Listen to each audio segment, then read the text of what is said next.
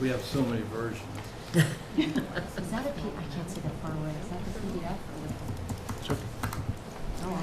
Good evening, ladies and gentlemen. Welcome to the November 16th meeting of the Hyde Park Planning Board. Please take note of all the exits around the room in case of emergency or mishap, and now join me as we salute the Stars and Stripes. I pledge allegiance to the flag of the United States of America and to the republic for which it stands, one nation, under God, indivisible, with liberty and justice for all. Thank you. It's an exciting time for the Planning Board, and I hope for our town. We have a new public hearing tonight for Bellafield Planned Unit Development Phase 2. The applicant's here to walk us through. May I get a motion to open the public hearing? So moved. Second. All in favor, please say aye. Aye. The motion carries unanimously. Ms. Leibel, Ms. Van Tile, Mr. Mulroy, Mr. Boudreau, welcome. Let me turn it over to you guys. Thank you, and I just wanted to thank the board again for all the time they're putting into this, and I'm going to really let Larry and the team take over. Microphone. Ken, There- is now this we on? can. Okay, again, thank you, the whole board, for spending the time we have in total for this project. It's a lot of work on both sides, but you guys are really putting a lot of time in as well. So thank you. I want to leave it over And to Larry. thank you guys for working collaboratively with the board. Thank you. Well, that's exactly it. I wanted to thank the board for all their efforts.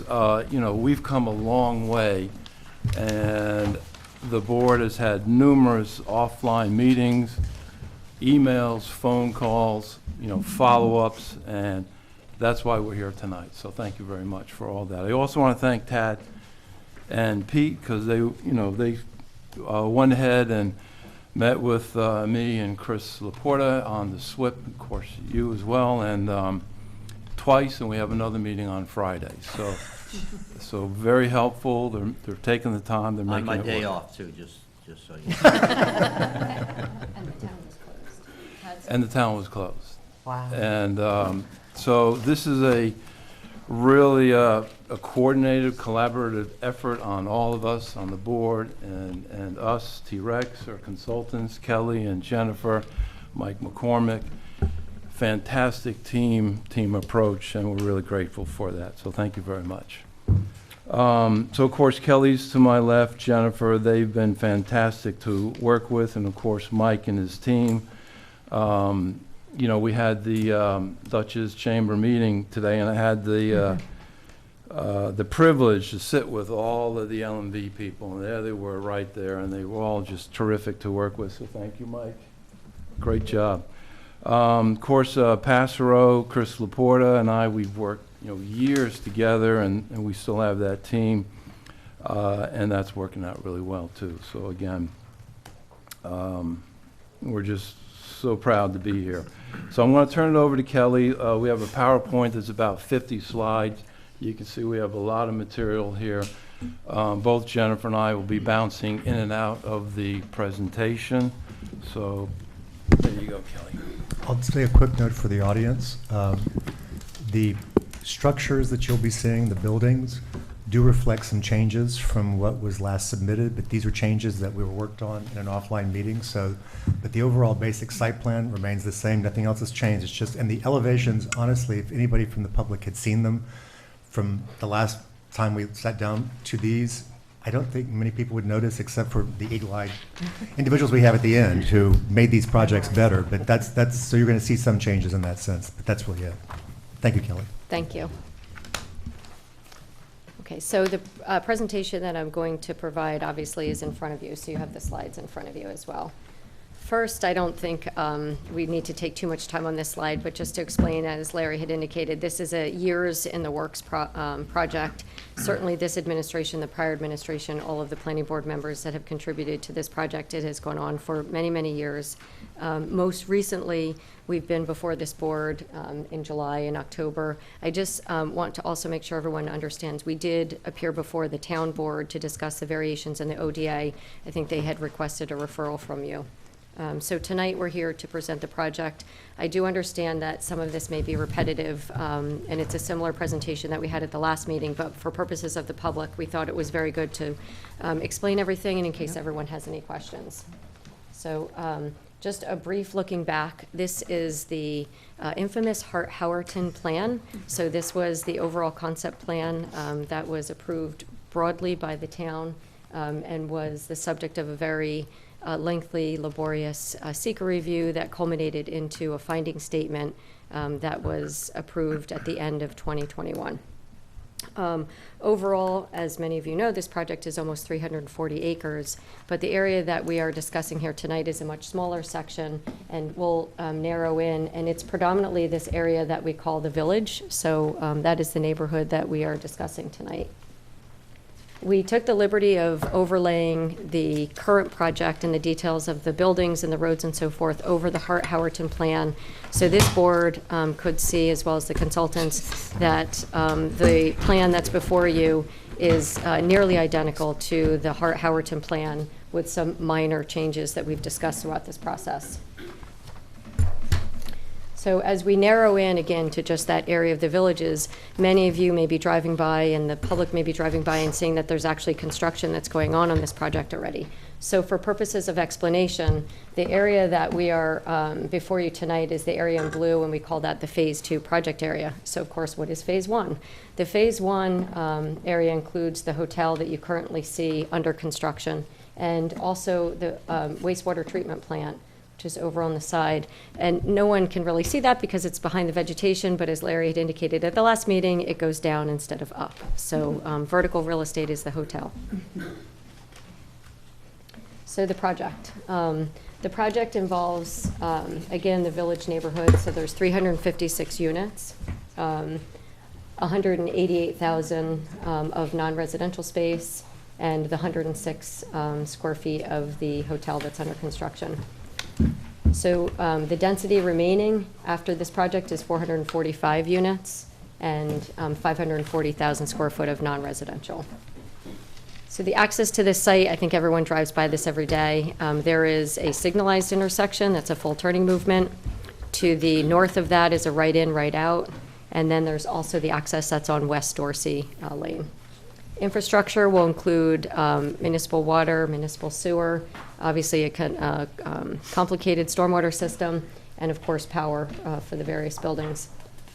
This area for the villages is approximately 40 acres.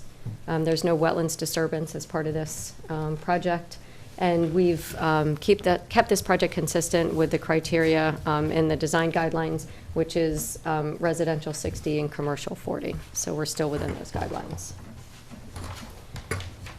Very hard to read on this elevation, but if you recall, this is a drawing that we provided to you as part of the last submission and this submission, and this is a useful drawing that we'll continue to use throughout the other phases of this project, and this is an analysis of the building numbers, the type of use for each particular building, the bulk requirements, the height, and so forth. This site development summary table is also listed on the second page in your drawing, and provides, I think, some important details for us to look at. We also have worked very diligently in trying to prepare a parking plan. So this is a very big site, and we wanted to make sure that it was clear to everyone how the parking plan has been put together and how the various buildings have had parking identified specifically for those uses. And as Larry had indicated at the last meeting, this plan has been designed so that all of the buildings have full occupancy parking, so there's sufficient parking. As far as utilities, again, this is a municipal sanitary system, although difficult to see on this plan, but is detailed on the utility plan that you have in your submission package. We've identified the sanitary lines and the water infrastructure. This plan also shows this existing entrance, which is at the north side of the site. So this is where the wastewater treatment plant is currently under construction. And then we have the existing signalized intersection, which is to the south of the site. And of course, we have the West Dorsey that goes off of this sheet. As Larry had indicated and previously summarized, we've had some great technical advisement from not only the planning board in our subcommittee meetings, certainly the consultants. We've also had the privilege of meeting with the fire district. We do have comments from them that we continue to address, and we're going to continue to meet with them to address. We have had dialogue with the U.S. Postal Service, and we've also had a lot of input on the landscaping design from both the town and from the outside consultants. So we'll start to go over the various buildings in the project. Again, I apologize if this is a little laborious, but we think it's important that the planning board sees the architecture and the site plan, and of course, in the public, it's an opportunity to see them. So I'll go through each building. This illustration just provides the buildings that are located on Main Street, so you can get a perspective of what the colors and materials would look like. We, of course, have those on the boards here as well for people who in the public may want to see. The first building is Building 100. I want to make sure that the planning board acknowledges and understands that one of the items that you had asked for is, I think everyone liked this key map. And so on all of the elevation drawings on the bottom right-hand corner, you'll see a key map for every building, so it's easy for you to identify where you are. And each of these elevations also have added the colors, the specific colors to be used on this particular building. In our subcommittee meetings, we did discuss how to appropriately apply colors, and we came up with neighborhoods that each had a particular building style, architectural style, and colors associated with it. So you'll see a bit of a theme throughout here. And for the benefit of the public, if you are looking, if you come up even to see the illustrations, the reason why there's a color table behind your materials table is because you can actually see the colors there. For the smaller sets that we received at first, the colors were blurry, and then when we sat down with Kelly and Michael and saw the real colors, we were kind of shocked because what was murky brown became red, et cetera. So, but if I don't think the camera can center in right, but it is a very sophisticated color palette, I believe. And I think you guys have done a great job. Thank you. So Building 100 is 44 units. It's 47,320 square feet. This is a 3-story building, so it's 3 stories over parking, and there's 66 parking spaces that have been allocated for this particular building. Building 200, again, there's a key as well on this plan. This is residential, so there's 34 units. This is 36,585 square feet. Again, similarly, 3 stories over parking with 51 parking spaces. And this, Yeah. Just a quick note, when 3 stories over parking, it's a podium deck and enclosed parking, so everybody knows that. thank you. This predominant cluster of buildings has the blues and the grays, so you'll start to see a theme through each building as we proceed. And again, the colors are located on the bottom. Building 300. This particular building is 37 units. This is 39,745 square feet. Again, 3 stories over parking, and there's 56 parking spaces allocated. Here on this cluster of buildings, you see some different colors that are brought in with the reds and the blues and the tans. Okay, building 400. Again, this is 37 units, 39,745 square feet. 3 stories over parking, and 56 parking spaces. One of the other items that we added to the plan is these, it's hard to see on this elevation, but you can see on the bottom of the plan, there's little lines on the bottom that show actually the articulation and where the bump outs are or are not on this building. So that's helpful for, takes a little bit of time to get familiar with it, but it'll show you where there's bump outs. It's hard because these particular drawings are, you know, it's a 2D sheet of paper, and we're trying to accentuate and show you where those bump outs occur.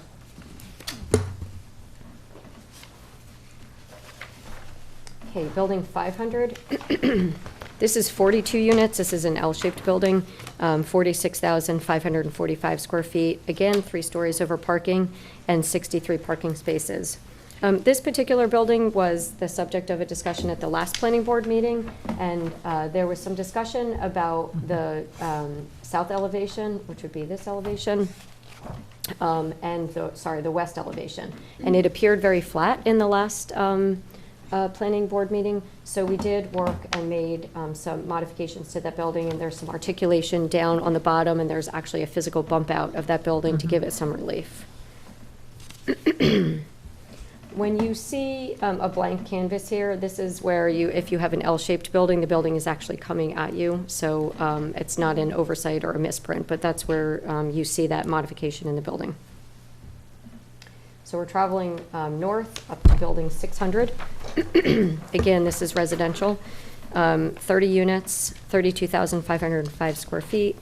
Similarly, 3 stories over parking and 45 parking spaces. And this is predominantly the reds and the browns on this particular building. I'll go over the colors at the end of the meeting. Wrapping back to the south again is building 700. Now we're getting into the Main Street core area. This building is residential, 22 units, 24,900 square feet. It's 2 stories, lofts over retail. And this is where you start to see some differing storefronts. This was a discussion at the last planning board meeting where we were talking about the use of garage doors. And I wanted to make sure that the board understood. It was not clear, actually. I didn't explain it very well at the last meeting. It wasn't but- you. It was not you. All of us made the same assumption. Yes. Colleagues, we thought that they were going to be doing those sort of garage doors on everything. It's not the case, and Kelly will explain why. Mr. McCormick was able to explain it immediately. I went, oh, that's the difference I'm seeing, so. So there's a separate sheet that's attached to the end of your presentation, and this shows the different storefront types. So in one particular situation, you could have a storefront where you have aluminum storefront, and the glass goes all the way down to the floor, to the grade. And so you would have tempered glass in that particular situation. In the other scenario, you would have an aluminum storefront and you have an 18-inch base, so they're non-tempered windows. And then alternatively, you could have a garage door. And because these elevations are, it's such a large building, it's very difficult to see. If you look on the drawing that I provided you, there's a little like V-shaped line, and that's to articulate where you would have a garage door. So difficult to tell, but on the larger elevations that you have, it's easier to identify. So just for the public, the reason why we're doing this is because we want the applicant to be able to have some latitude and some freedom when they have their tenants. So instead of having to come back to the planning board to say, oh, we chose this, in this way we will be pre-approving, in essence, these different kinds of storefronts, and as long as the applicants working with their tenants choose amongst these styles, similarly, they can choose different canopies that will be shown to you, or they're shown, et cetera. So they're not going to be cookie cutter or look exactly the same. Again, this allows them to work with their tenants to have specifically, something specific to them. And we did discuss that if a tenant wants something not shown on here different, then they would have to come back for some kind of final development plan amendment. But I think this is an ingenious way to get this solved and give you flexibility. Correct, yes. So that particular slide and then the elevation that I just put up in front of the colors gives you those variations. So in other words, there's a menu of options that the tenants can pick, whether it's a full storefront, it's a storefront with a garage, or it's a storefront with the 18-inch glass. Different awning types.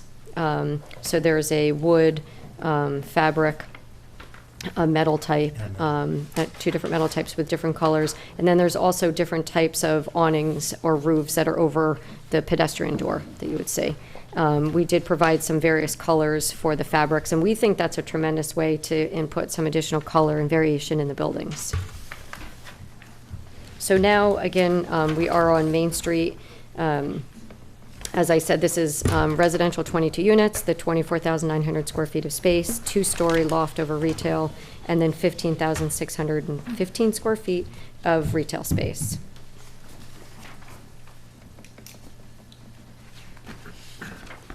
Building 700 and 800 use similar colors, so this is the tans, the reds, and the brick. Building 800 is it's identical to 700, so it's 22 units, 24,920 square feet of residential.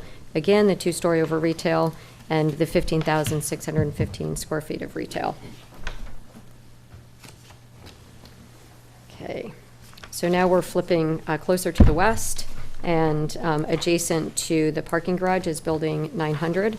This is a mixed-use building with 22 units, 24,900 square feet of residential, 2-story loft over retail, and 15,615 square feet of retail space. So again, you have those similar garage doors on that east elevation.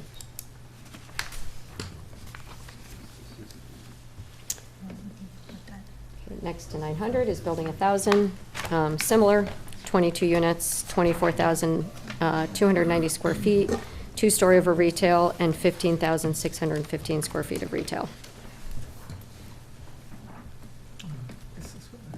Okay, Building 1,100 moves us over to the south of the property. This building is the one that's actually adjacent to the Village Green. So the Village Green is right here. This is a mixed-use building. This is smaller, 16 units, 18,705 square feet, two-story over retail, and the retail is 12,340 square feet.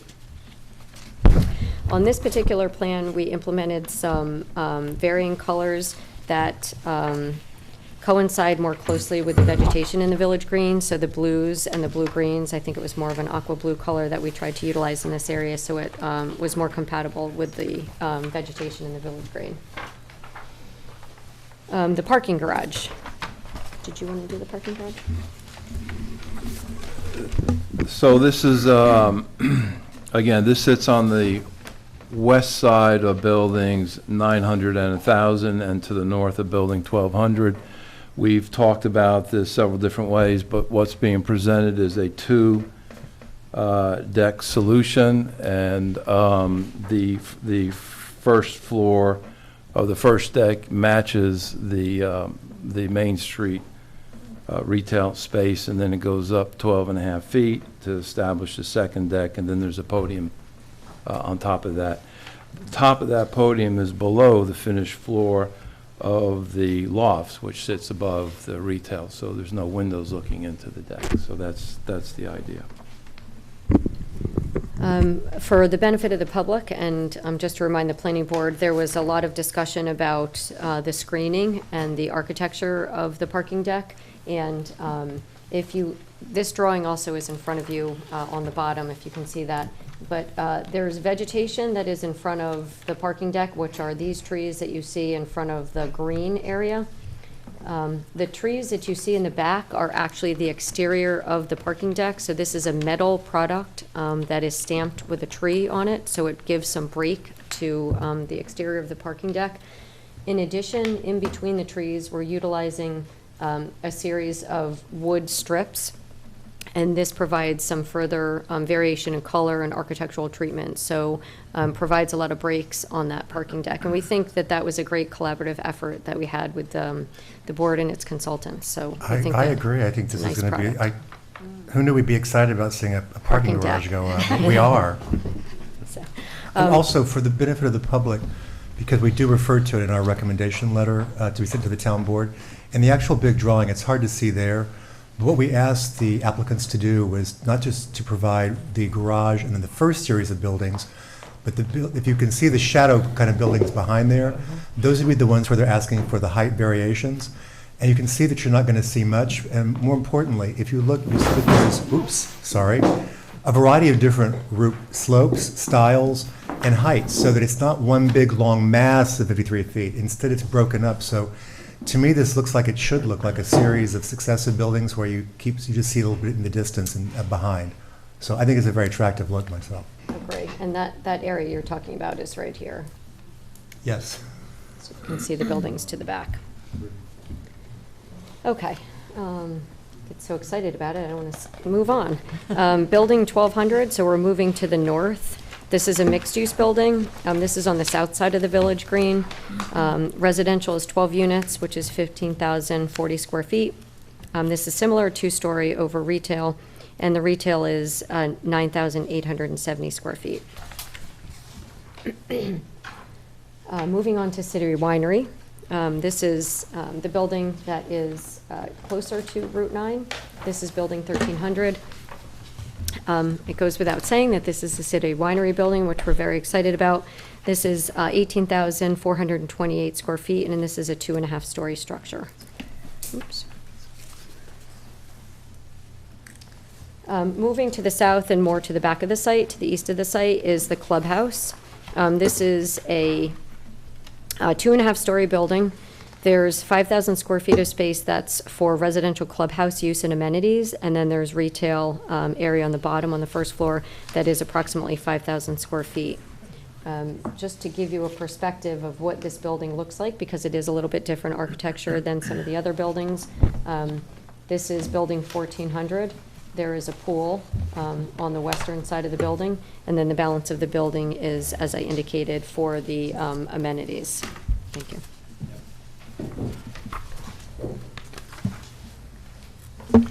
I've actually never asked, but just out of curiosity, do those amenities include like a little dining option inside there? Do you know? Has that been planned out yet? You got plenty of sewer capacity. I'm not worried on that. I'm just wondering Yeah. what it would be like for the There'll be, residents. Gym facility for the apartment rentals. I don't think there'll be gym facility. I don't think there'll be any dining up there, Okay. because there'll be enough options in the Well, area. there are plenty, yes. Yeah, I agree. so- Okay, moving on to building 1500. This is the favorite of all of us, I think, and we've all reserved a room here. This is 4 loft apartments, 3,900 square feet. Retail on the bottom is 5,095 square feet, and this is the 2-story structure. And this is predominantly the white building with grays. There's a lot of time that went into the architecture for that building. Building 1600. This is the sales office. We call this the Inspiration Building. So this is 2.5 stories and 10,000 square feet.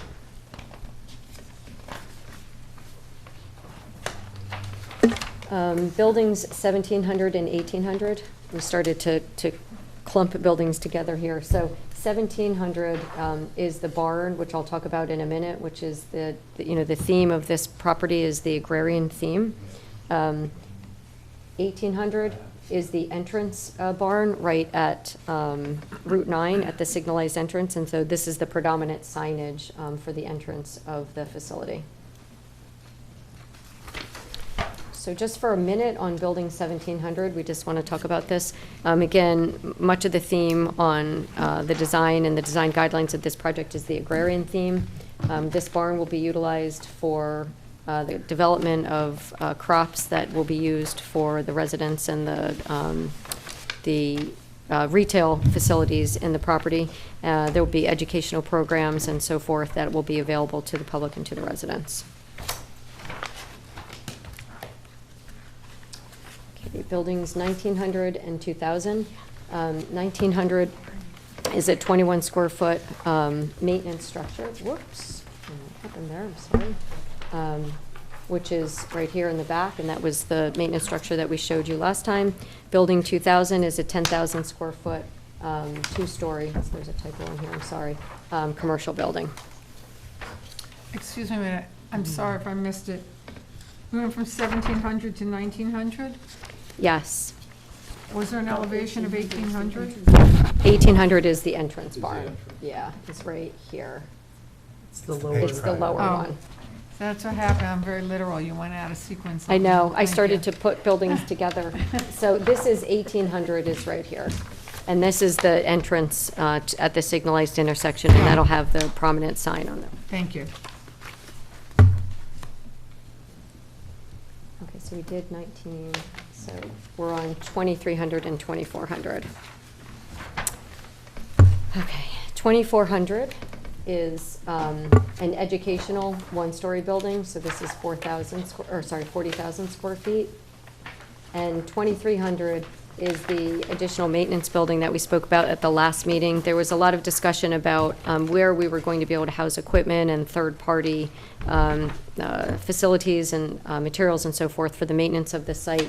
And this building has been added, so this is the additional maintenance building that will be housed on the northern part of the site by the wastewater treatment facility. Did you call building 2400 the educational building? Yes. And we'll make a note that the architecture there is not necessarily going to be approved as part of this. It's still an ongoing project. Correct, and there's a note, we did put a note here on the plan, on the elevation for that building. Thank you. Yeah. So buildings 27, 28, and 2900 are the townhouses. They're up on the corner of the property. And at the last meeting, we had provided only the front elevation of these buildings, so we wanted to provide you with the front and the rear elevation. So this is the predominant front elevation, and of course, the back for each one contains the lower level, which is the garage underneath of the structures.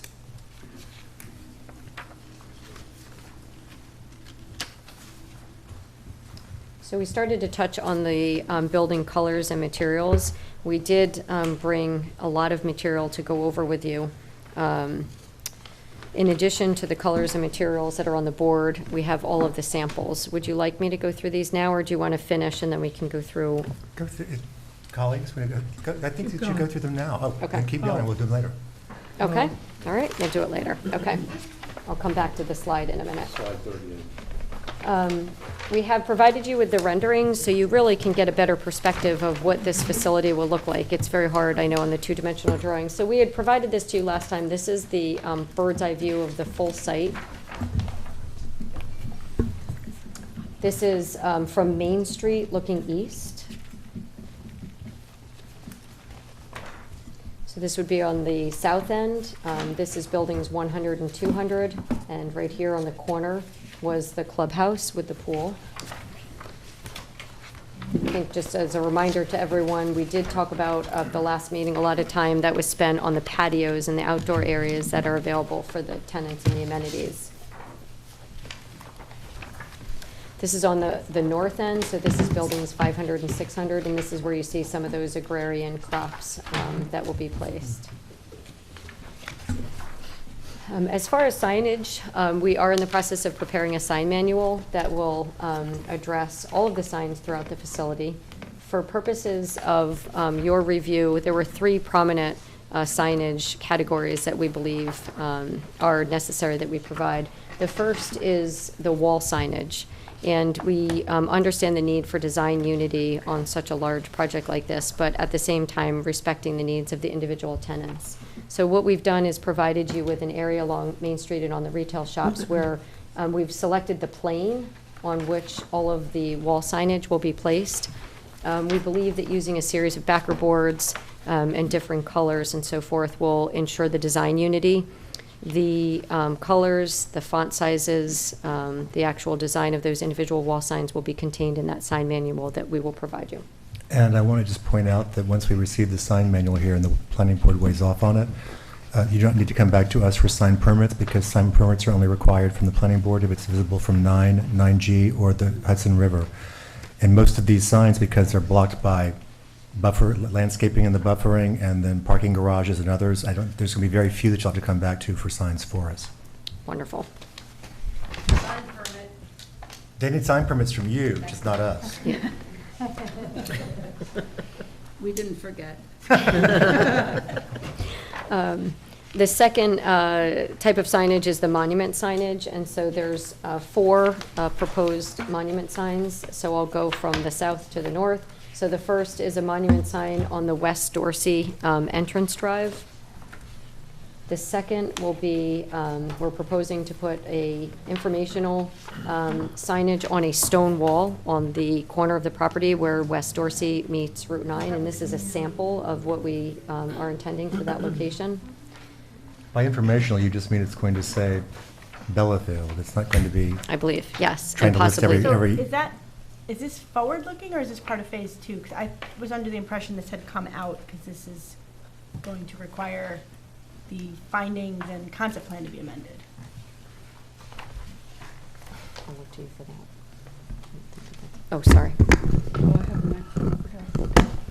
Well, the walls are permitted. Walls less than 6 feet tall, I think it is, are permitted in setbacks. Okay, we can talk about it, but this is a sign, and it's considered a structure in the Yeah. no structure zone. Well, I think the planning board has some authority to modify it, but we can discuss that. I have that down as a discussion because I assumed you were going to be asking for the variations to include the additional signs. Under the Bellafield Code, you're subject to Article 24, but with your own sign manual that can change that. But under Article 24, we only allow 2 entry signs if you're a shopping center, which you clearly qualify for. And I know that you've got one on Dorsey. I think you have one on Dorsey. One at the, yes. Then the information at the corner, and then I might be one on St. Andrews, I believe. But this wouldn't count as a corner sign because it's not in an entrance. Right. So, you know, when we went through the findings and the concept plan, we called out specifically that the only sign that was going to be allowed was this barn sign.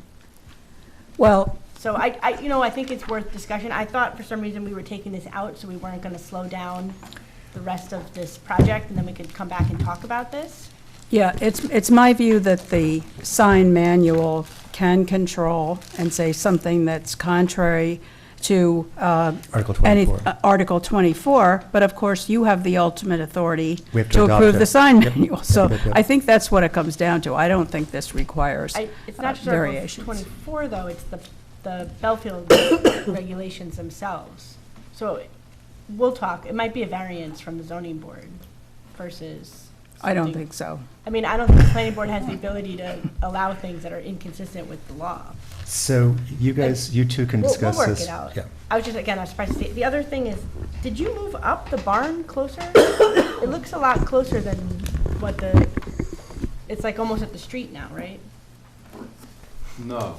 No, it hasn't moved. What I asked,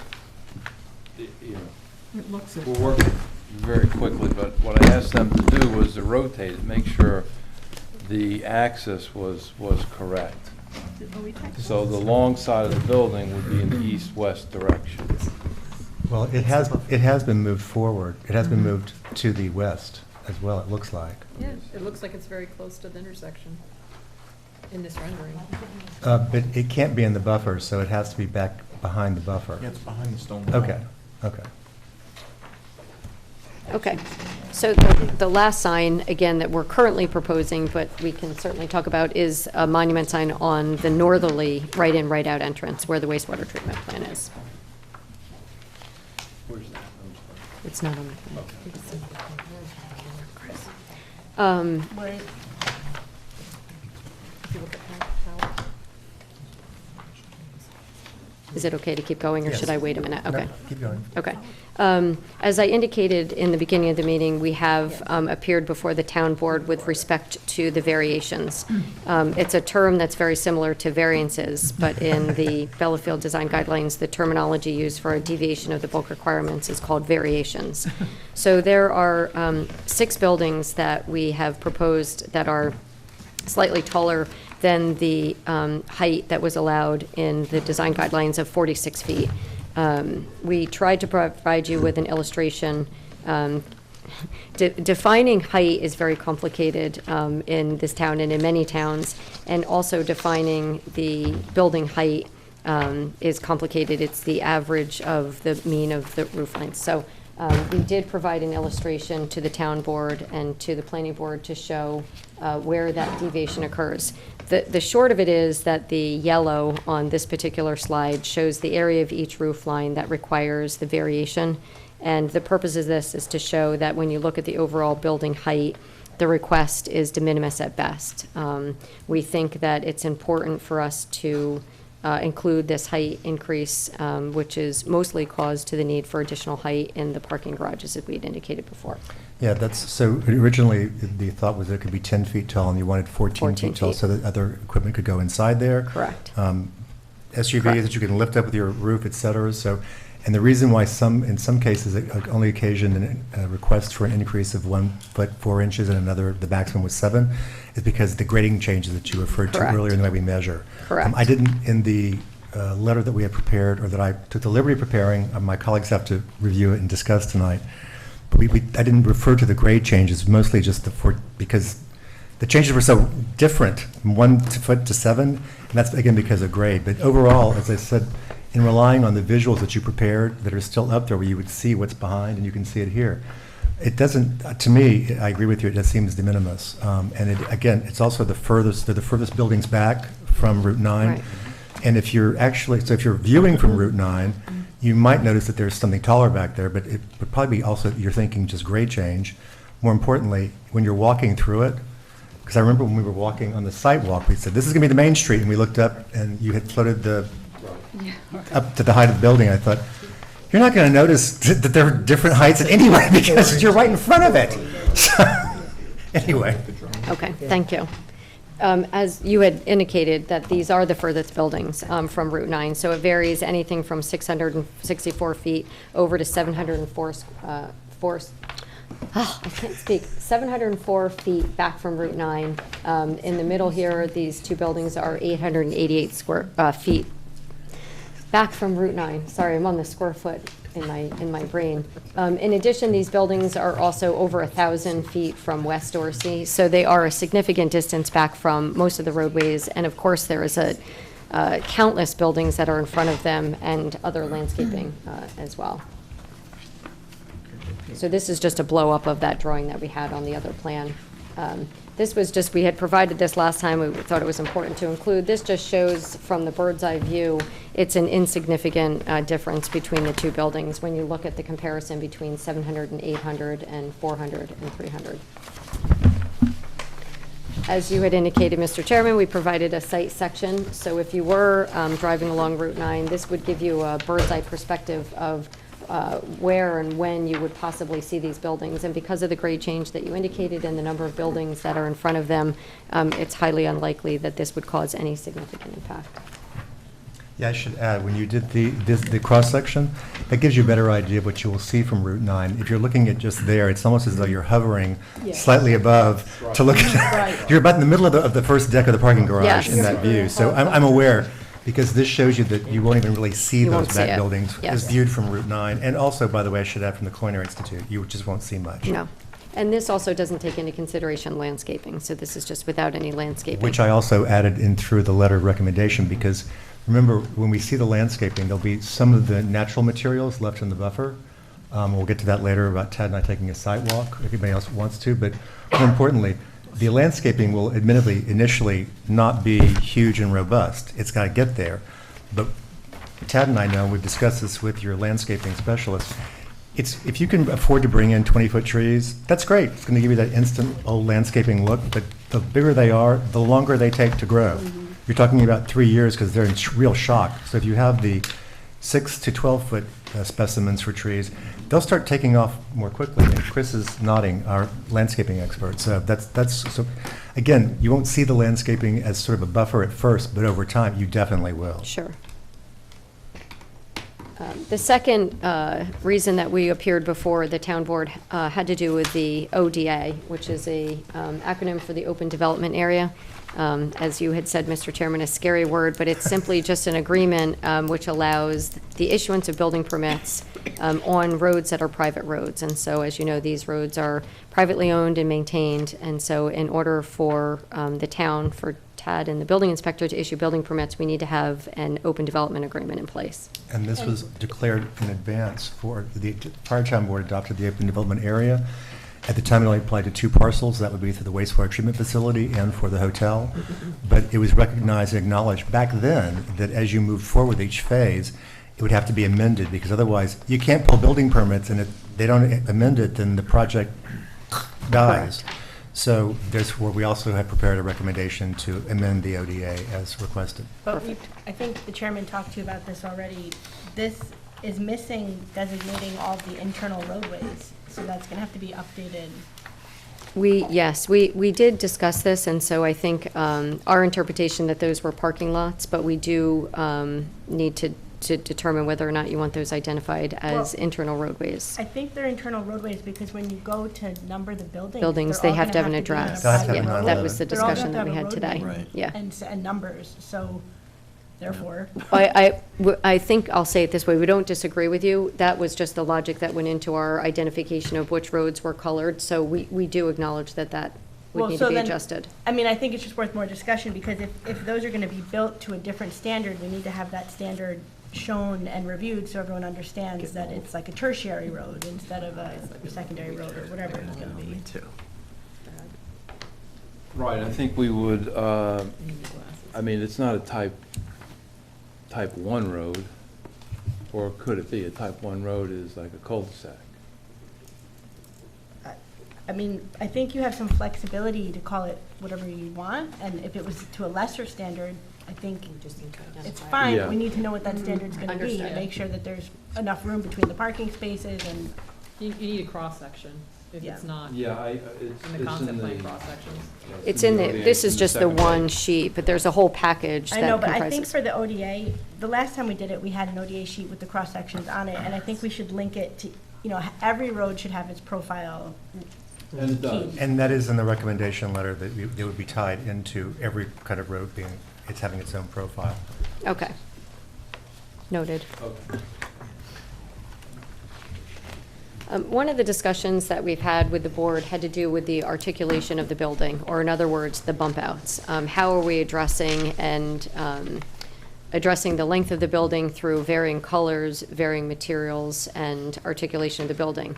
In addition to bump outs, there's a series of porches and other railings and indentations on the building. So we thought the best thing to do was to give you a view if you were looking along Main Street. And so what would this look like? So this is a rendering looking south along Main Street. Yeah. And then we also have the view looking north. And so I think this was building 500. I have to remember what building it was that we took this from. 1,100 to the left and 1,000 straight ahead. Straight ahead, okay. So again, just to give you an identification of the use of the awnings, varying colors, the use of glass, metal, the porches, just to give you an idea of the perspective. So I think this is a better option. So at that point, I can go through, I'm going to go back to the slide that has the colors and the materials, so we leave that up for everyone to see. And I just want to put into the record that at our agenda meeting, I looked into the code, the specific section that requires the articulation of the building length is more than 100 feet. And it actually refers to that the articulation can be accomplished by incorporating Ls, wings, porticos, and other features, so they instead resemble a series of small, well-proportioned structures. I also added in my recommendation letter, gable end walls can function that way. So in other words, it doesn't have to be the footprint always that goes up and out. It's how, the way the code is written, it's how other bump outs in the building would make it appear to be, again, a series of connected small buildings. And I personally think that we can, I think that's proven, the proof's in the pudding, and that proves eating it. And so I think you look at this and you see a series of small interconnected buildings rather than one big long mass. That was why the architecture was so important for us in this. So as far as the colors and the materials are concerned, the predominant use of the materials is the Hyde plank. So this is a cement fibrous material. All of the colors are identified on this plan. It is a little bit easier when you see the actual colors, even though each color is identified on the. And board members, you can see it right in front of us too. So we brought two, sorry for the public. In addition, there is some exterior cladding that you see throughout the project, and so we've utilized these two different colors, more of a gray and a brown. Trim work is the PVC trim, and then two different types of metal roofing. So we've got the black and the tan. The architectural shingles are the timberline, and so this originally had much more brown in it, and so we modified it so it's more of a gray. We think that that's more thematic with the colors on the property. Two different types of brick. So this is the more red brick, obviously, and this is the darker brick. This is actually more of a black brick that you'll see throughout the project. Most of the buildings along Main Street have that lower base that's cultured stone. And then wherever you see the corrugated metal siding, so this is just a sample of what, sorry, I have my back to you. This is just a sample of the corrugated metal siding, but the two colors that will be utilized is the black and the white. Most of these we can leave with you. We can leave one material board. There's a few that we have to take back because we don't have duplicative samples, but we'll drop them off at the town. So the corrugated is to represent what it is, and the colors Correct. are the... Yes. Okay. So it's not a flat metal. You know, Yeah, you're going to get yeah. this texture, so it'll It's give you going to some- be corrugated, but it's those these colors. And I know, but would someone like to remind everyone where where that siding is going to appear? Which buildings? On the corrugated metal. Yes. They're predominantly the connector buildings. Connector buildings, that's what I was going to say. Yes. Because we've gone through everything, and the connectors in this series of presentations didn't really get shown much, but that's where the connector buildings will be. And I want to, again, compliment you guys as well as our people. When this was first proposed, they were glass cubes, And we discussed, energy efficiency, et cetera, but also it was sort of like a Louvre Pompidou thing, that it didn't seem to fit necessarily with the style. And I think you've done, with Rob and Ann's help, as always, I think you've done a great job of incorporating something that, with this, that looks rustic, but it also is basically an efficient, and I'm hoping not that expensive way to clad this on the outside. So I think it looks much better than what it was initially as proposed. And I, again, congratulate the architecture team that was behind this as well. Thank you. So that concludes the presentation that we have. We're certainly all here to answer any questions that you have and any comments. So let me start over with our consultants. I can offer nothing but praise. And being honest, when I had phone calls today from people who went to the regional chamber and they said, "Why weren't you there?" And I said, "Because I've been seeing this for years. I can live it and breathe it and bleed it." But it's been a pleasure to work with you, and I know that once this actually goes vertical like the hotel, I think it's going to be a project that our citizens, most important, will be proud of and enjoy, going to. We've discussed in the past about City Winery, what kind of operation it is, so I'll mention it again. There's performance space as well as dining space, et cetera, and that's why it's so large. But this is a great thing to have in our community. In my 29 years up here, I've heard lots of young people say, "There's nothing to do, there's nothing to do." Well, guess what? We're going to have something for you to do. So, consultants, Ms. Franson, let's start with you. Thank you. Sorry, Pete. So I do appreciate, again, the presentation, because I think it makes it so much easier the way that you've set it up to be able to review the buildings and then do the comparisons. It really facilitates review. One of the questions I wanted to touch upon is, again, the parking garage, and then it's like building 1,000, which is shown on 24. The west elevation, that bottom elevation, those are a series of doors. Are they just like rear entry access doors? Because the Main Street's on the other side. So, and the reason I'm asking is I'm looking at 39, which shows the full site rendering, and you have the parking garage, and it looks like there's, a trees within a relatively wide grassy verge. And then if I look at the buildings, at least in that representation, it almost looks like there's retail-type windows, retail-type ground level facades. So is that more that's just kind of the back? The back side of it. The back side. It's just for access. It's the back side where you're onto. It's a service area. Okay. And So- also access for, and Mike could jump in, the residential side too. Okay, because I thought are most people coming in from the connectors? How's it figured? Yeah, for the most part, they will come from the connectors, but then we may have access also. Right. So once we get to the final floor plans, that would make a lot of sense to do that.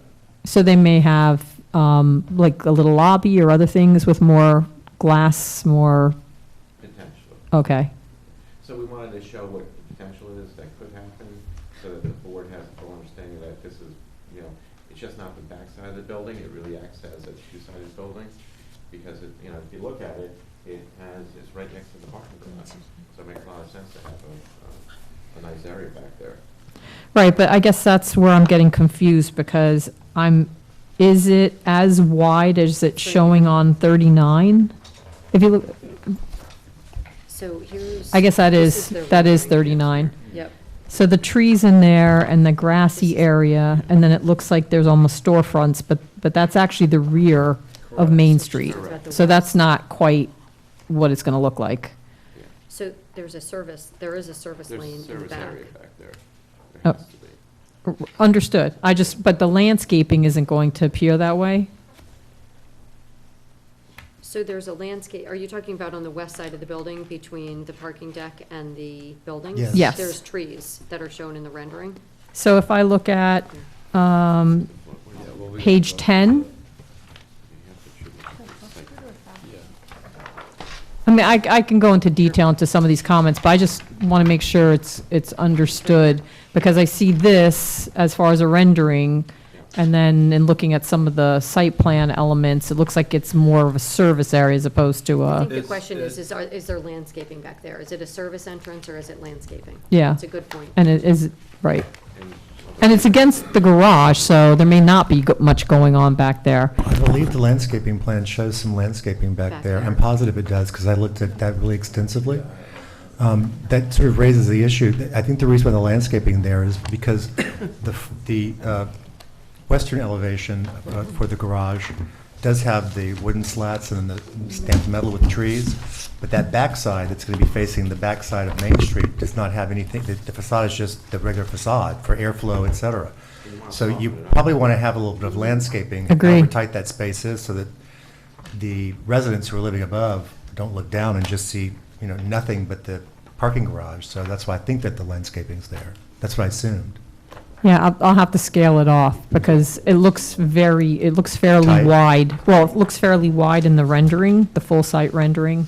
But here on the plan itself, it looks narrow. Yeah. So it may not be as wide or broad. But the other thing was just simply the treatment, because if we look at the westerly elevation, it looks like, again, more of a service area. You don't have it punctuated with windows. It's pretty solid. And so, which would be akin to a service area, as opposed to sort of the rendering, which is showing almost as if there are, as if it's open, if it's, almost like a double-sided retail space. You can come in from the back and the front.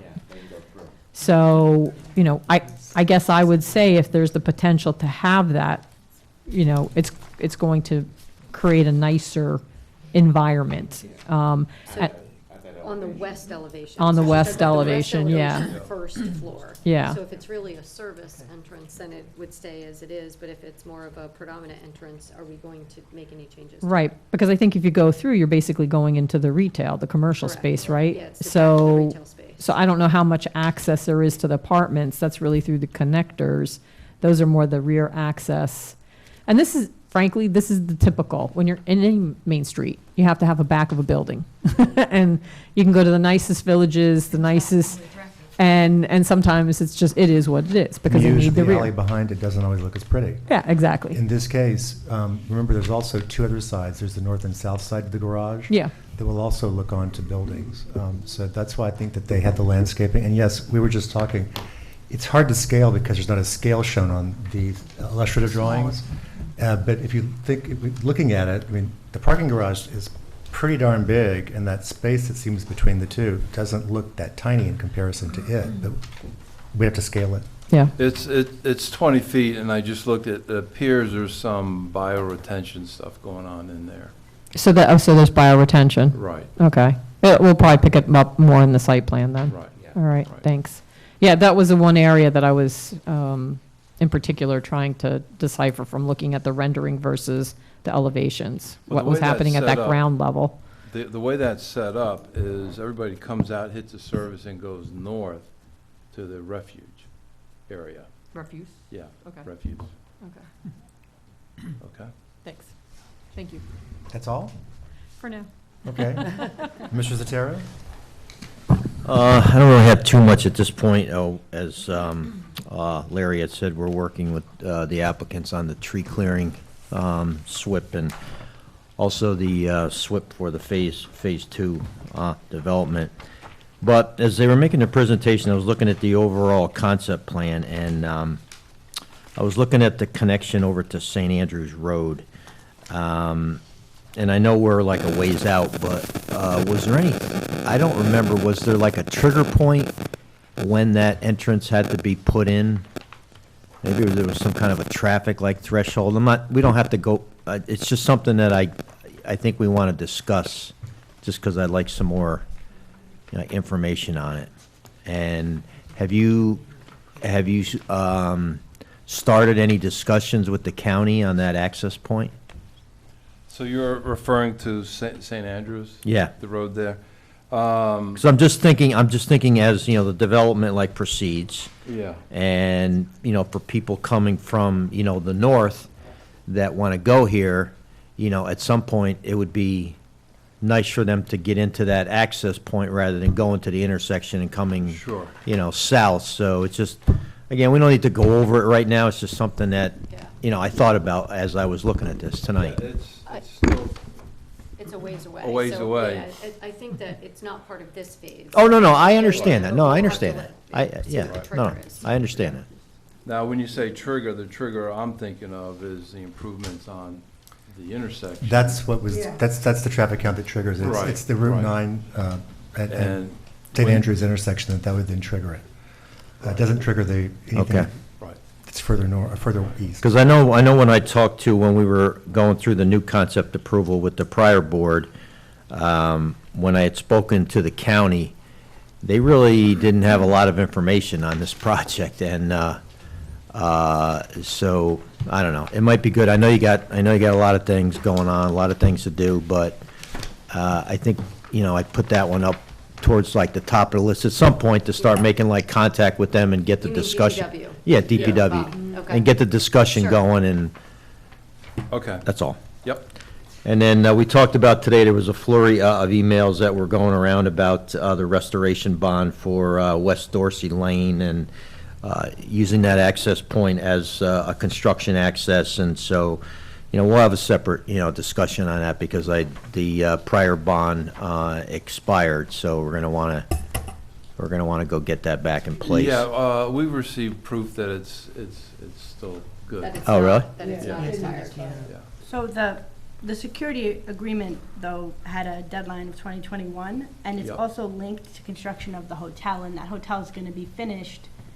But then I believe you're still using West Dorsey for access to the site, so we should talk about. Right. That Come up we with a need to- plan for linking that bond away from the hotel onto something else. Yeah, because that's going to be an ongoing thing, and, Correct. so Correct. anyways, that's one more like discussion to have, so. Cynthia, did you discover that the bond had expired? Didn't that what our records were? Tad? Well, maybe she means the agreement. Well, we don't have an updated bond on. Oh, here. We're here, right. Thank you. Thank you. Larry sent a verification that the bond was extended, but we don't seem to have a copy of it here at Town Hall. So we'll work that out. And if I heard correctly, that bond was based on temporary extended construction, but now this will be permanent construction site or access, so you'll be looking at the amount of the bond, whether it's sufficient capacity, et cetera? Yeah. Okay. I mean, I get some, I don't know what your plan is, I mean, we'll have to discuss it, but once, the hotel is up and like running, is that still gonna be a construction access with the hotel up and operating, and so? Yeah, it makes sense, because the alternate is to go through the main drive, right? Right. And we don't want to do that. Right, that's true. So the way we're setting everything up, we're gonna go up, yeah, so from where it is now, we're gonna go up that logging road, up to where the main street is, and go north. So it All right, we'll makes discuss, sense. that's, Yep. I know there's more important things to talk about, but. I was part of the initial SWIP discussion, but then you got into more technical aspects, so I don't know where you are now. Can you just explain for the public and the board what Yeah, the so discussion is? So, the applicants want to, so there's already a SWIP that's in place for Phase 1, which is the hotel. And there's a notice of intent, which is, required as, when you do any kind of a SWIP, that you file with the DEC to gain coverage under their stormwater permit. So the way that this project is going to work is that original NOI for the hotel is going to keep getting like amended. So there'll be NOI, well, I'll just call it NOI number 1, NOI number 2, 3, 4, 5, 6, 7, 8, however many. So the applicants, in order to be ready, hopefully, for some construction in 2023, there's a priority to get the trees cut because of the Indiana bats by the end of March. So the applicants would like to clear trees in an area. I I don't know, what was it, 50 acre? 50 acres, just roughly? 45. 40, 45, 50, I don't, we're gonna go work it out. Have that work done between probably January till, like March. So Tad and I have been meeting with them because there's gonna be a separate, stormwater plan for that exercise, because the stumps are gonna be, removed. So we have to have temporary erosion controls, temporary sedimentation basins.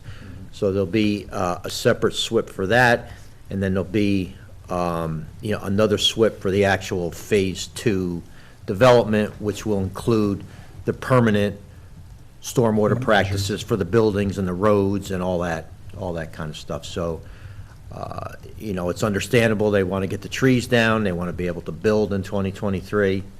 So we want to have, like safeguards in place, because, 45 acres is a lot, of tree clearing, but this is a big, like, project. So we want to do it, efficiently, meet their needs, but also, like, protect, the site. And there'd be a restoration bond. Right, we're going to go through all that stuff, yep. The reason I So- mentioned Would we this set is, that, pardon me? Go would ahead. the planning board set the restoration bond as part of its approval, or? Yeah, We now. recommended it last time, So- restoration bond. Just to be clear, the restoration bond is not to, again, not that this is going to happen, but let's say the development, for some reason, went like belly up. So, and it's not going to happen, of course, but, the restoration bond is not to replant, like trees and all that, because it'd be huge. So, the restoration bond is more to allow the town, if such a thing happened, to go in and stabilize the site if, like, needed, so that there wasn't, like, sedimentation that was running off the site onto the highways and all that kind of stuff. So it's more just Because it's temporary. stabilize. It's temporary initially before it becomes permanent. The reason I wanted to raise this issue is because at first, I was the one who balked when I saw how much clearing needed to be done.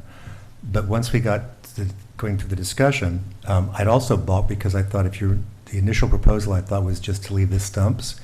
As I said, if I pulled up to go stay at that nice hotel and my room was looking down at Beirut, I'd leave, being honest with you. In addition, as Tad and I discussed it, there needs to be maintenance of anything that's growing, that's planted to stabilize once you clear this.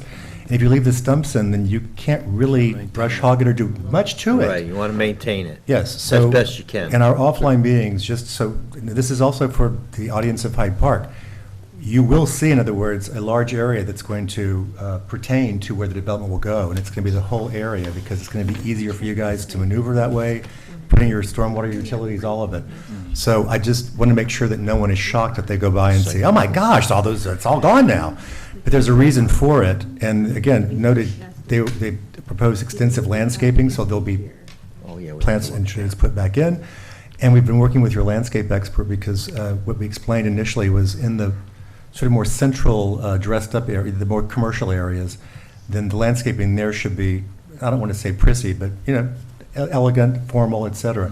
As you go to the outer areas, particularly when you get into more residential, then the plant palette changes into native stuff, so that it looks like it's been there for a while. So you'll see this, in other words, coming back, but I wanted to make sure everybody's aware so we don't get phone calls from people Right. going, where's all the trees? Right. Probably get them, but at any rate, but there's a method to the madness, because And let- this works oh, sorry. better for you guys, as well as the town. And let me say too that, they've come up with a very good plan, like initially, and we're working, to fine tune it. It's not going to be 40 acres Right. clear, it's going to be done in 5 acre like increments, so I know this. clear I want to tree, get this out. right, I want to, advise the board. Clear trees, pull out stumps, stabilize it so that to, our satisfaction, and then they would move on to the next 5, and then do the same thing, stabilize it, next 5. And we've also, and we said that we would like to have on the town's behalf, have an environmental monitor. It's a very fancy word for an inspector, to be out there, to go out there once a week, just to make sure that the plan's being followed. They're going to have their own inspector, so it's a good plan, and we'll work with them on it. And remember, Ted is the stormwater management officer, so when you see her nod, That means it's up to her satisfaction, and we got into the details of what kind of mix of seed to put in, so that we would have less invasives. But again, this isn't going to be like a naked scar. It's just going to be proceeding at different times, and it'll be stabilized and replanted. So So- this has been worked up, in other words, between both sides, and it's to both our satisfaction. So I want to make sure that's on the record. Thank you. That's it for now. Anything else? Thanks. Ms. Polidoro, any comments legally? There's a lot, I know, coming down the pike, but No, I mean, this is a huge submission, and we're at a point where we're just digging into the details, how does the board, what vehicle is the board using to adopt the neg deck? The sign regulations, so we're really at details. I raised the two big issues, which was the ODA and the corner sign, and then I just want to make sure that someone looks at this new barn location, because it's really close and, not a site distance issue. We'll look at that. We'll as will revisit it. Bonnie. Yep. Thank you. And But- Ms. Moss. We'll be working on resolutions. Ms. Moss? The sign building at the front has always been in the 150-foot setback. Oh, It is not shown within, it doesn't seem to be shown within the standard 50-foot setback from the front property line. It has been in that configuration and location, I think, since July. then it's just, it did get twisted Yeah. when you rotated it, that's right, so it did look different because it's now Yeah. the other way. From the concept. Oh, maybe from the concept plan, but it's been on the plans that we've been looking at all along for the submission. I've never been particularly thrilled with it because it is a structure within a 150-foot setback, but Well, right, but that was specifically allowed by the concept plan. The call out for the barn was allowed. I think it's extremely important for us in the planning and CO stage to understand what the road is that's in front of buildings 300 and 400 and the other unidentified roads. I don't believe that the Passero cross-sections had perpendicular parking on any of their suggested road cross-sections. And the sidewalk in front of those buildings is relatively narrow and pinched because it's gone from angular parking to the perpendicular, which takes more cars, but it squished the sidewalk, I believe, from the original plans. And then I can't even tell if there's room for tree wells and trees in there. I think the sidewalk is quite narrow. And if the fire department is concerned about trees near buildings, we might have shrubs in there or small trees, but I don't think we're going to have any significant size plants in there. We talked to the landscape specialist about tree wells and how they're going to be constructed. They're not very big. I don't think they'll support a big tree, particularly in that back area. I think she said they were 5 feet by 5 feet. You're talking about small fruiting Yeah, trees, fruits, basically. Yeah. Let's see. The trees, the live trees on the west side of the parking garage, I think those are also in a similar confined situation. I think they'll probably be limited to some kind of upright, narrow, maybe evergreen or something based on the space, which I'm not sure is what we're envisioning, so I think we need to look at that closely. So you're talking about, the only thing would fit would be columnar shapes? Yeah. Okay. And if we want to be working in towards natives, that's a little more difficult. If you want the more refined, you could put the Amanagawa cherry in there or something that would look really nice. But if you're moving out towards the farm and the natives, that's going to be a little more difficult. Well, this is the entrance to the more manicured area, I think. And I that- think one of the things that you've been working on in this last submission is how deliveries are going to occur to the businesses. And I think that's a good thing, and I think we need to really make sure that that works. We don't want trucks parked in the street blocking traffic. So I think that'll be, and the handicap parking. How do we assign handicap parking? Where are they?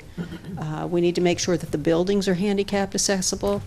I don't want to get to the building department and have something have to change significantly, so we need to make sure that those details are in place. The servicing of the trash and recycling for the businesses, I'm not sure there's enough locations, or that whether or not they're close enough to the wineries and the restaurants that will need that service. And then Building 2000 seems to be a more recent addition. It was not in our July submission. But you guys have been moving fast, and we're trying to keep up. Which one, I'm sorry, which one is Building 2000? It's, Page 35. North of 900. 10,000 square feet. Oh, so that building was at Board Member Oliver's suggestion, I think? That's the, No, this was a, Next one. this was just, it was a smaller building last time. And what Which is- happened, the numbering scheme, we had to change the numbering scheme so it coincided with the IDA. IDA plan.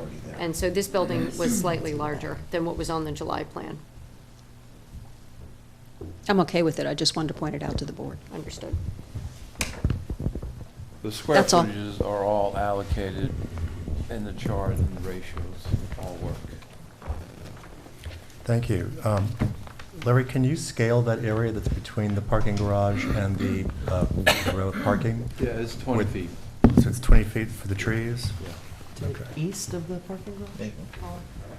Yeah, so from 900 to the parking garage, that corridor there, or alley, is 20 feet. And do you know what the corresponding corridor or alley is on the other side that's between the parking garage and the parking? On the west side of it? Oh, that. For the plantings? That's where Tab was concerned about trees not having enough room either. Yeah, that looks a there's little like a less than scale. 20 feet. Then they also have a scale for how long. 15 feet, maybe. And do you know what? I actually looked that up. It looks like the landscape plan calls for a JC. So JC must be a juniper. Juniperus communis? And the sidewalk that was shrunk by having the perpendicular parking in the back, is that still ADA compliant at 4 feet, do you know? I think you can go to 3, but then you gotta have turnarounds. Where are your turnarounds, Larry? We'll tell you what Yeah. the width of the No offense, sidewalk but you can is. go to 3, but you have to have turnarounds that are not Right. shown, so you'd have to, No, it you're has to be right. compliant or not. Yeah. We'll get the width, so Okay, you can tell thank what you. it is. So, colleagues, let me start to my left, Ms. Weiser. It's looking great, you guys. Really, really Thank you. appreciate. I especially appreciate the bird's eye view of the different neighborhoods, because you can better see the articulation from the horizontal plane. And the only, you can see like the bump outs, and it really helps me know that we're not just gonna be looking at like a flat. Right. Except for buildings 500 and 600. The 500 and 600, the horizontal plane is, on both of these buildings, is very, very flat, with not a lot of horizontal articulation. So that's the, So on those renderings were done prior to 500 being modified.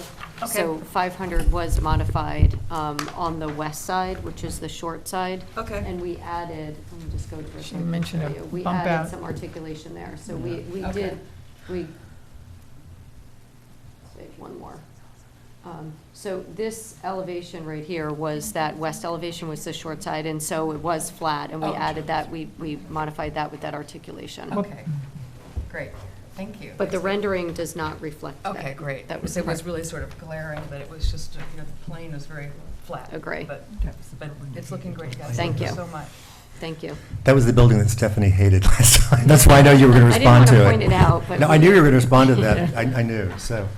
Mr. Waters, comments? No, well, looking at this for the first time, I'm sure I'll have more comments the next time we meet. Let's see, you know, I guess one of the thing with the variations, we asked, you know, since we did some design changes, for me, the variations in height are okay because they help with the design, the concept, the whole thing. So, and they do give us what we wanted with, you know, the articulations and height adjustments and stuff. So that's, you know, that's where I stand on that. I have some issue with the, still having a problem with that city winery. I know that's, from the Route 9 side, the west side, it's really, I don't know, I just, something is not right. First of all, where is the main entrance to that city winery? Do we know It what, faces east. what elevation? It's the eastern elevation, I believe. It's the east? Where is it? It's this, Building 1400. this is the 20. main entrance. That's the entrance? And that's facing east. East, yeah. There's a lot of solid wall It's, there. yeah, that, see, that's why I thought a cross gable might work there, but, you know, again, I don't know the plan, you know, you're saying that it's, some of it is for concerts and things like that, and then other is for restaurants and stuff, but I'd like to know where kind of that is happening, because there could be outdoor seating on that, on an upper veranda of that cross gable that comes out, and it could help. I hate to say this, but you're just talking like language to me. Oh. I need to see where you are, and there's no pointer up here. I just realized. Yeah. I don't know where you're talking about. He's talking about right here. Lower right-hand image Is right that there. intended for Solid wall. signage, that big wall? There's one little door on, basically on the wall. And the other thing is just, and it's, I know these were done, you know, to get ready for this meeting and stuff like that. But the east side and the south side don't really work. There is a bump out on the east side that's not shown in the south side view. Or the south side view and the east side don't have the bump out shown. The east side doesn't show that. So that's one thing that, so it's very confusing for me to look at the drawings, because I'm having a little difficulty with what is, which one is correct, I guess, is the thing, so. Okay, that's, So, you know, if you could work that out and stuff. The other thing I'm concerned about is the west side of the structure. I know I believe there's a patio or something, and that's a retention, I think it's a retention wall that's there because it's holding back structure, I believe. There's a lower grade, I think, offices or Yep, something that are going to correct. be in there. yep. That's fine, but it's just, it seems very plain to me. There's not a lot of interest in it. And I don't know, again, I've seen some of their structures. They seem to take older factories and convert them. And that has an interest in itself. But I just think that this is still looking, the pitches are a little shallow. I know you did the work on the top, but I still think it needs a little bit of help. We'll revisit that, and we'll try to better illustrate where the grades are, so you can get a better perspective of what's going on outside. Yeah, because that is a main, Anchor. that is a really big part to this whole thing. Understood. When you come in. So it's a Understood. feature to the project. It's also a large building. It's almost 19,000 square Huge. feet. Yeah, understood. Okay. Yeah, yeah. So I mean, I still, like I said, I think it still needs to be just a little bit of a work in progress. I thank you for the samples. That's great. Thank you for, you know, hearing us and applying what we said to these drawings. I commend the architect for his work and his staff. Tom, for putting up with a lot of the things that we do, but like I said, yeah, and Larry for hanging in there. So you know, like I said, it's going to be an excellent project, and thank you for the colors and things that we asked. They look very good. So, We thank you. appreciate the input. Yep. Ms. Wasser? Yeah, great. Some of it'll echo, but I'll take a minute to do that. I think it looks really good. I appreciate all the effort that's gone in there. I want to thank my colleagues for being part of that collaborative effort. And I think the variations, I don't like that word. I mean, it's a Yeah, variance. So I think that those were really well done, the way you did the elevation. I think it's going to be super helpful for your process and for everyone to understand why it's necessary. I agree with the city winery comments. It's a feature. It's going to be the most prominent building as you're zipping by 9. I don't know, maybe signage should go in there. I don't know what, but it needs something. Color palette looks great, and I agree, having the samples are wonderful, and just, thank you. Looking forward to moving through the process to get you your approvals.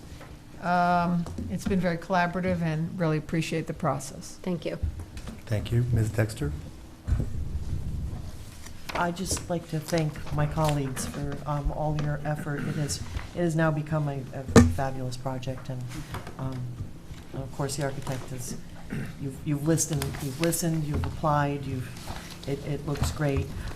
You know, city wineries, it's tough. It's a performance space, so we were looking, we're like, yeah, you can't have any windows. That's Where the band would be, where that's the gotta be dark and stage is, with that's the- where, Yeah. I mean, you're very limited in what you can do with a performance space like that. But I do love all the improvements to it. And it is closest to Route 9, but so is the parking garage. Once you're in here, you're not seeing these. When you're walking down Main Street, you're not seeing City Winery or the parking garage. Agree. You're on Main Street. But, you know, again, I would defer to my creative colleagues to just see if there's anything you can do. But, We'll I work mean, on I that. think just everything looks just wonderful, and I can't thank everybody enough. Thank you. I'm in awe. Mr. Oliver?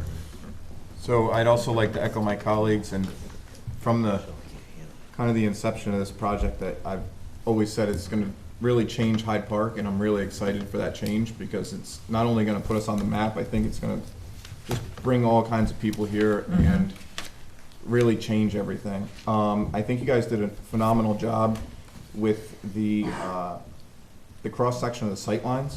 I think how you illustrated that, you know, you knocked it out of the park, and that's going to help all of us. Thank you for adding that second maintenance barn. I think that's Yep. going to be key to the operations of the facility, and the tenants are going to like that. In the slide book here, page 39 and 30, are those reflective of the new color changes? No.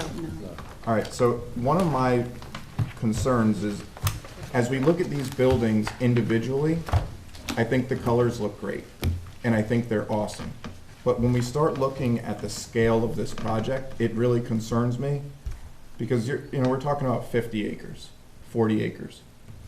If you look at the Stop and Shop, I'm not sure the size of that site, but you're probably in a 10 to 15 acre scale.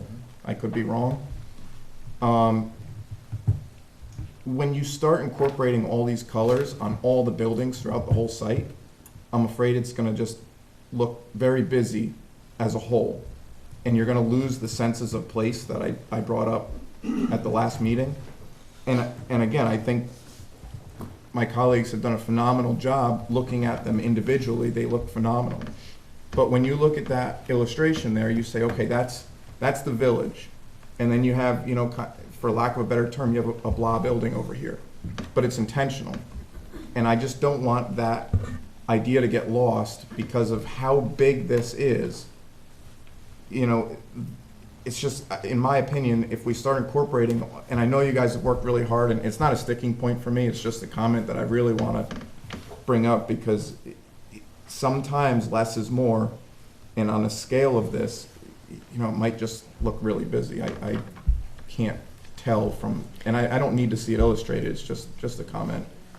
And going back to City Winery, maybe if you can, I like the simplicity of it, and as Ann had mentioned, that you need area for performances and Correct. parties. I think a cool way with the color of that building to incorporate some different like sandstone elements or stone structures, whether, you know, they're elements in the landscape where you have vertical sandstone colors that can contrast the building that will tie into the roof color. I think that would be a great way to make, you know, bring interest to that building, especially, you know, incorporate landscape lighting and Of all course. that stuff. Mhm. It would That's a really good help. idea. Yep, very good idea. That Other will than change, that- that will change it. You're right, Chris. And because I like, you know, the site's huge. And I feel like the more busy we make everything, you're gonna start to lose something. And eventually, you know, it gets just so busy, you're Understood. all over. Yep, understood. All right, that's all. Thank you Thank so you. much. Thank you, Mr. Curcio. Well, I'm very excited. I mean, I think Hyde Park's needed this for a long, long time. The only question I want to raise that I didn't realize was, why did you go to change the parking in the back? I mean, did you need more spaces? Change the Where parking. you went from slanted to straight The on? angle to the parallel, or to the Par- perpendicular. Because before I thought we had an overabundance of spaces.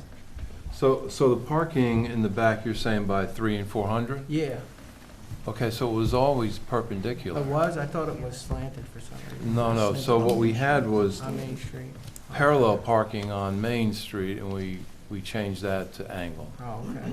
That was a misunderstanding on my part. I mean, other than that, I mean, City Winery, I mean, to me, it reminds me of a bar. And I think that looks great. And I echo Chris's comments as far as simplicity. Maybe you can do some, you know, where you have porches, you can wrap them in stone halfway up. Maybe to give it a little bit of a difference, but you don't want it to change too much of it, I don't think. To me, it looks like an old bar. With that roof up top that you stacked on top of the other roof where the air, in old barns, that's where the air would come up and out. And the light, that And was the always light, for the light, yeah. cetera. You had that edge for I don't the know light. what the inside's gonna look like, but maybe if you did it a little bit like a timber frame look, Sure, that would okay. really accent that building and really make it a nice venue on the inside. Those are good ideas. Other than that, I think it's great. Thank you. I think you've done a wonderful job. One of the things I also liked was you incorporated like a Victorian or early American roof in the back. I don't think I saw that before. Yeah, it's a nice job with that. If you go in the back row, Oh, the curb. The mansard. the mansard roof. Oh, okay. Hmm, That if I kind of had- breaks That's a it up. compliment, it's a compliment. Yes, It's a okay. compliment. I really like Thank you. it. And I like It's the usually fact, shown in red brick. as far as, Received. I like the fact that you Received can, I'm sorry, go ahead. He said receive, thank you. Oh, okay. Yes, we appreciate that. No, it looks great, and I like the fact that I can see some of the buildings in the back, so I'm all for the Good, variance. thank you. Other than that, I'm excited. Vice Chair Dexter had a question? I just had one more question as you were speaking.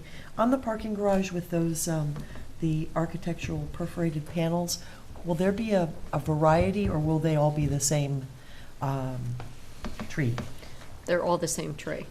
Yeah, it's, once you, you give them a, what's the word I'm The looking for? dye, Template, thank yeah. you, everyone. Yes, a pattern and template, then it's utilized over and over. And it was on one of the drawings. Oh, okay.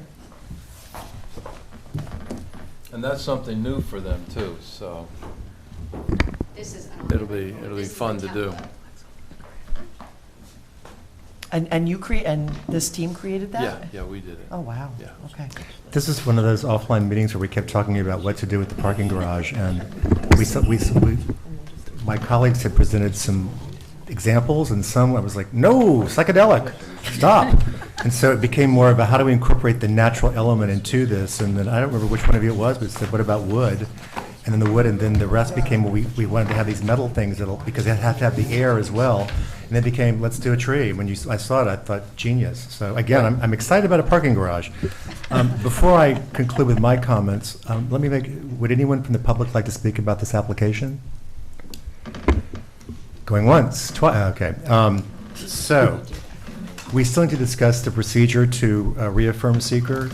Ms. Van Tuyl had some comments today to put into an email, because all we want to do is make sure that we know what the deltas are, so that when we talk about seeker, that either we can confirm the original finding statements or go through the finding statements, et cetera. So that'll be worked out before the next meeting.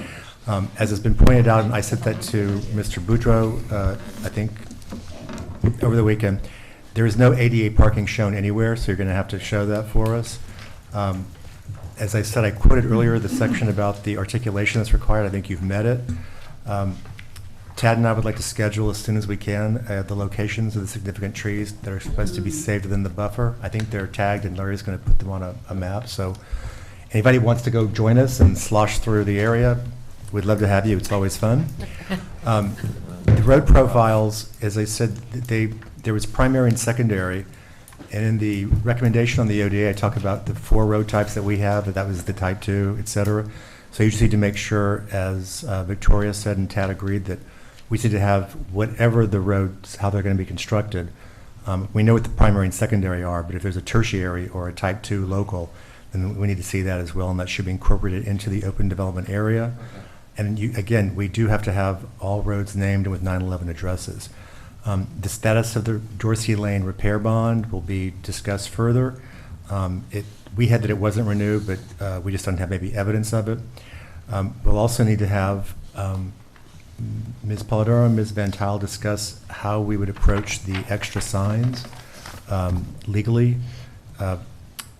When Ms. Leibel was first going through the parking and said each building is fully parked, I want to make sure that the board, once again, I'm putting this in the record for the board to weigh in on. This is the only site that I can think of that is this big. I mean, actually, this is the only site this big in town is proposed, but we always use shared parking. We've never not had shared parking. And I think this is overparked. I'm going to say it one more time. I'll keep saying it till I'm blue in the face.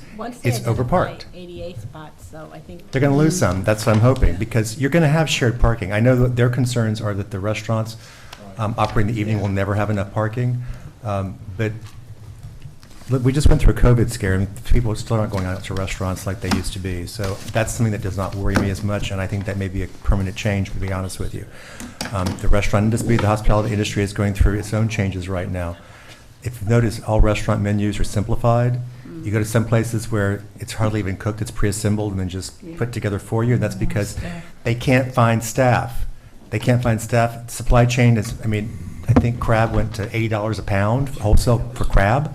So you're seeing less crab cakes, all that kind of stuff. So I think that you should look at, once we get the 88 signs, I think that we need to, as a board, determine whether or not there's, again, a little bit too much parking is shown right now. I want this place to be successful.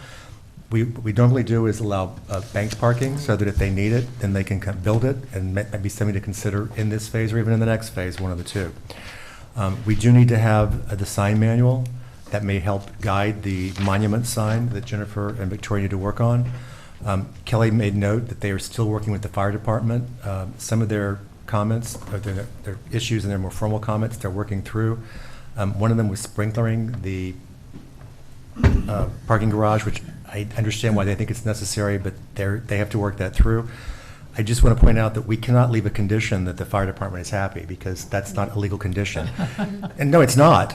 And you don't We want cannot that. defer what we approve to somebody else. Jennifer knows this, so if we're going to be making an approval on this, that must be worked through, because that cannot be a condition. That's why I make sure, we'll make sure that the audience understands this too. I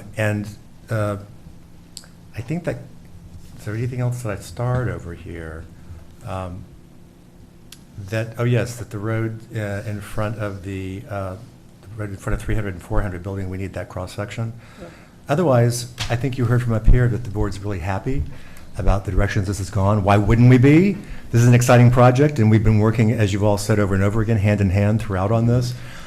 Just to address Chris's comments, when we went through the various sections, actually, it's not as hodgepodge as what it may think. When we were going after Ann Dexter's organized chaos, we actually looked at sections, like the neighborhoods are restricted actually to a palette. So, and if you look at the bird's eye view, you'll actually see in the colors, that it doesn't look hodgepodgey. It actually does, you can kind of see where the elements were. And like someone said. Yeah, well, they're not shown. But as I was going to say, the standalone buildings where someone said it's drab, we actually deliberately made the smaller buildings white. Right, That's kind of correct. trendy right now, but it's Yeah. also with the smaller buildings, they can't bear all that color. That's why they're more simple and refined, and those actually will stick out, not drably, but to me, like little beacons of an oasis of quiet there, where you don't even see the color, you just see this nice, attractive, smaller white building. And that's why, as Ms. Leibold said, that's sort of, if we could all like say we want to live, many of us would be right in one of those, because it Right, seems there's like. only 4. And there are 4, I know. It seems like we would have Lydia and the Tramp living or something, so. I take it that, so may I get a motion to, does everyone have a chance to read the letters for the ODA? Yes. Yes. May I get a motion Thank authorizing you. me to send those? So moved. Second. All in favor, please say aye. Aye. Okay, and you guys saw the letters as well today. I sent those to you earlier. You're okay with them as well? So then the town board can be free to take action, and because we still have new submittals coming, we will not close the public hearing, but I think we should adjourn, do you want to adjourn this to the 21st or the 7th? 7th. 'Cause I think the 7th is Yeah, right. Pearl Harbor Day. I know, Yes. the day that will live in infamy. It'll be living in Hyde Park infamy because it'll be the day we move forward on this project. So if there's no other comments or questions, make it a motion to adjourn this to December 7th? So moved. Second. All in favor? Aye. Motion carries.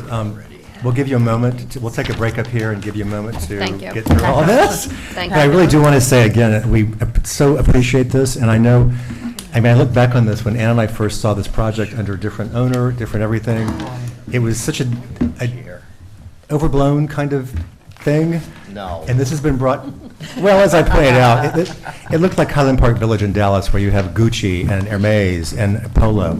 And there's not that kind of audience here for that. This has been brought down to a scale that's, again, manageable. It fits the size of our town, I think, better. It's also, as I've been going by at night and I see the lights in the ghostly, I'll call it, hotel going up, I look and I think, this is going to be a perfect sort of entrance now into Hyde Park, because you're going to have the hotel, which is going to be consonant architecturally with this, and then all the rest of the buildings will kind of want you to draw you in, I think, and make you want to, I think they'll make visitors want to enter inside there and say, what's going on inside that place? Of course. Yeah. And with residents, as I said, we'll finally have something to do for the young people. So, thank you again. Thank you. And we'll take a 2-minute break to let.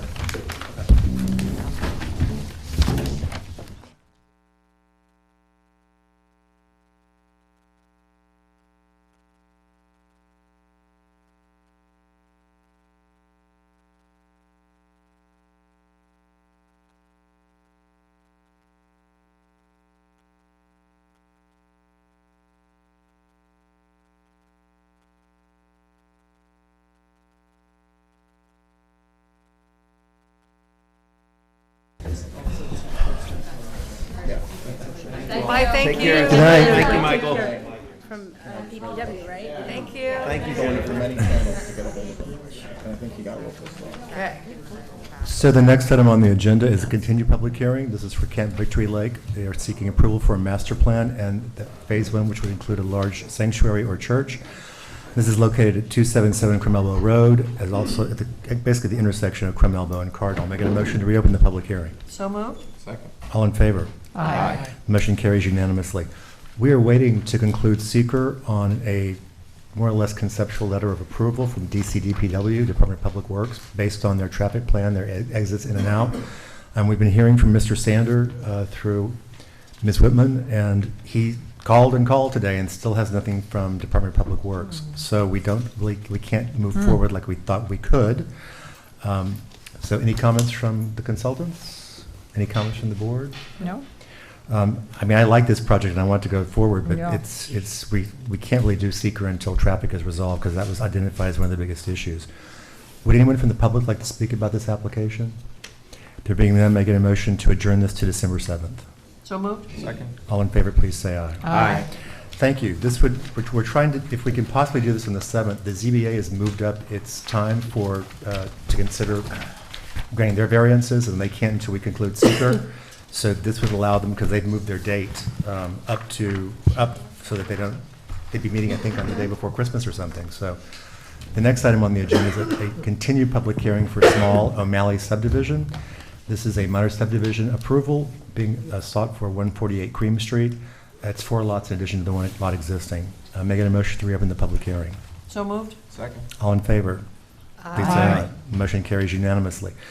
So in this case, I thought that we could tonight close the public hearing, and so we have 60 days in which to take action. But we had some late-breaking news, and there's a new owner of the site, which means that everything has to change, including the applications. Oh, my Lord. We have to have permission that the escrow can be applied. This is one of those things that it sounds simple, but it ain't. Sorry. So I believe that Mr. Kohler, about which day to adjourn this to? Well, there's going to be some hoops to jump through, and Yeah. next week is Thanksgiving. How about January? No. I think we could,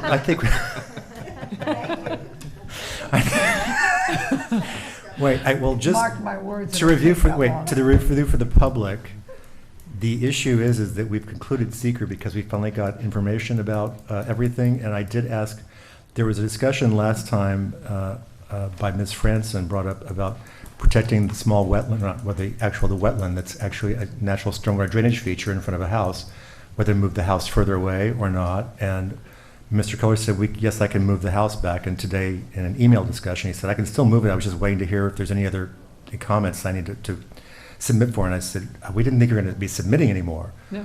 So I asked him, there was also, according to my notes, there was a discussion about putting that wetland under conservation easement, and he said then that he had no objection, so He we'll have already to. has a note on there that Right. that is going to be part of the deed Right, restriction. so we should be okay. What date do you think? I think we can put this off to the 21st. It's just the paperwork he has to refill out. It's true, it is almost January. Would anyone from the public like to speak about this application? There being none, may I get a motion to adjourn this to December 21st? So moved. Second. All in favor, please say aye. Aye. Thank you. Next item on the agenda, this is a workshop item. This is for the Verizon wireless tower that's proposed at basically at the intersection of 9G and St. Andrews. I sent it out late, I apologize, find this, but we had a list of, this is not a public hearing, but for anyone interested, for the public, we were sent, whenever we do these, our code requires us to do a visual impact analysis. That's typically a balloon test, where balloons floated up at the height, the top maximum height of the pole. So what we do is we have pictures taken from receptor sites. The individuals that they hire, Tectonic Engineering, and you can't see this, but it's available in the planning board office. In essence, they looked at topography as well as foliage. Michael added some. And in the foliage plus topography overlay, it appears it's not going to be seen from very many places at all. If you just look at the combined topography, one. it's the combined that show you this. However, they also identified receptor sites that I went through, and my colleagues have already heard me say this. The train station is about 90 feet down here, because it's at the level of the... Quiet Cove Park? Quiet Cove Park, I mean, You're not gonna see it. you're not going to see it. So I went through and sent a suggested list to Bonnie. One of the things that I found interesting is that there's actually a neighborhood right by this. It's the Holt Road neighborhood, and nothing proposed there. I mean, proposed 10 miles north, but nothing, like 10 feet away. So I added suggestions, the end of Benview Road, the intersection of Holt Road and Holt Road West, as well as the intersection where Holt Road basically ends and becomes Alnwick, I believe, way. I did go into Pine Woods, Tad, but when I went back into Pine Woods, I think it's too far, because it doesn't extend that far north of the backside of Pine Woods. I don't see that being, And you're going down. This is also And it's- 150 feet. We just did one a year ago, it's 350 no, feet. 190. 190, but still, Same difference, 300. no. No, what we discovered But last time was that... 150 is really not. We discovered last time was that we were surprised that even when we looked at all the receptor points in the Green Fields neighborhood, you still couldn't see it except for one small section. So I made this, so what I've done is I've sent my suggestions to Ms. Franson. I thought we had to do this tonight, but when Bonnie and I were talking, she said, look, why don't we give, I've emailed mine out to all of you and through here, and that refers to this, that Cynthia has printed out for all of us. So if you want to go through and if there's anything else you think should be deleted or anything you think should be added, then we have until Friday, and then Ms. Franson will get that list then ultimately over to the applicants. So, like I said, I did my best to drive around, and then when I was doing like looking at things, when they said 801 Albany Post Road, that is the old Rimpf House that's owned by Cena Cutson, I believe. That's not only way far away, but the road, the land goes down there. In other words, I can see why topographically, you're not going to see this in a lot of places, but they didn't somehow subtract those. And 44 photo stops for 3-4 hours would be crazy. Just to clarify that comment I made, though, my point was, it was on top of a very high elevation. That's correct, It's about right. 150. Right. Right, So that was a high elevation. I remember us talking about like 350 off the base elevation. That's right, that was So- 350, and this is not. And this is not the This is same not. Yeah. topography. So at any rate, and there'll be ample opportunity for the public to speak down the line, just so we know. So make sure you get that to Ms. Franson if you have any changes you want to Okay. suggest. Like, a good example here, by the way, 21 Kim Lane. When I went, that is a house, but it's not going to be taken from the backyard. It will be taken from Kim Lane, the road right there, because that, when I was sitting there, or standing there, you actually have views, like LA views around, so, and it's high up, so that's why it was chosen. That was a good one.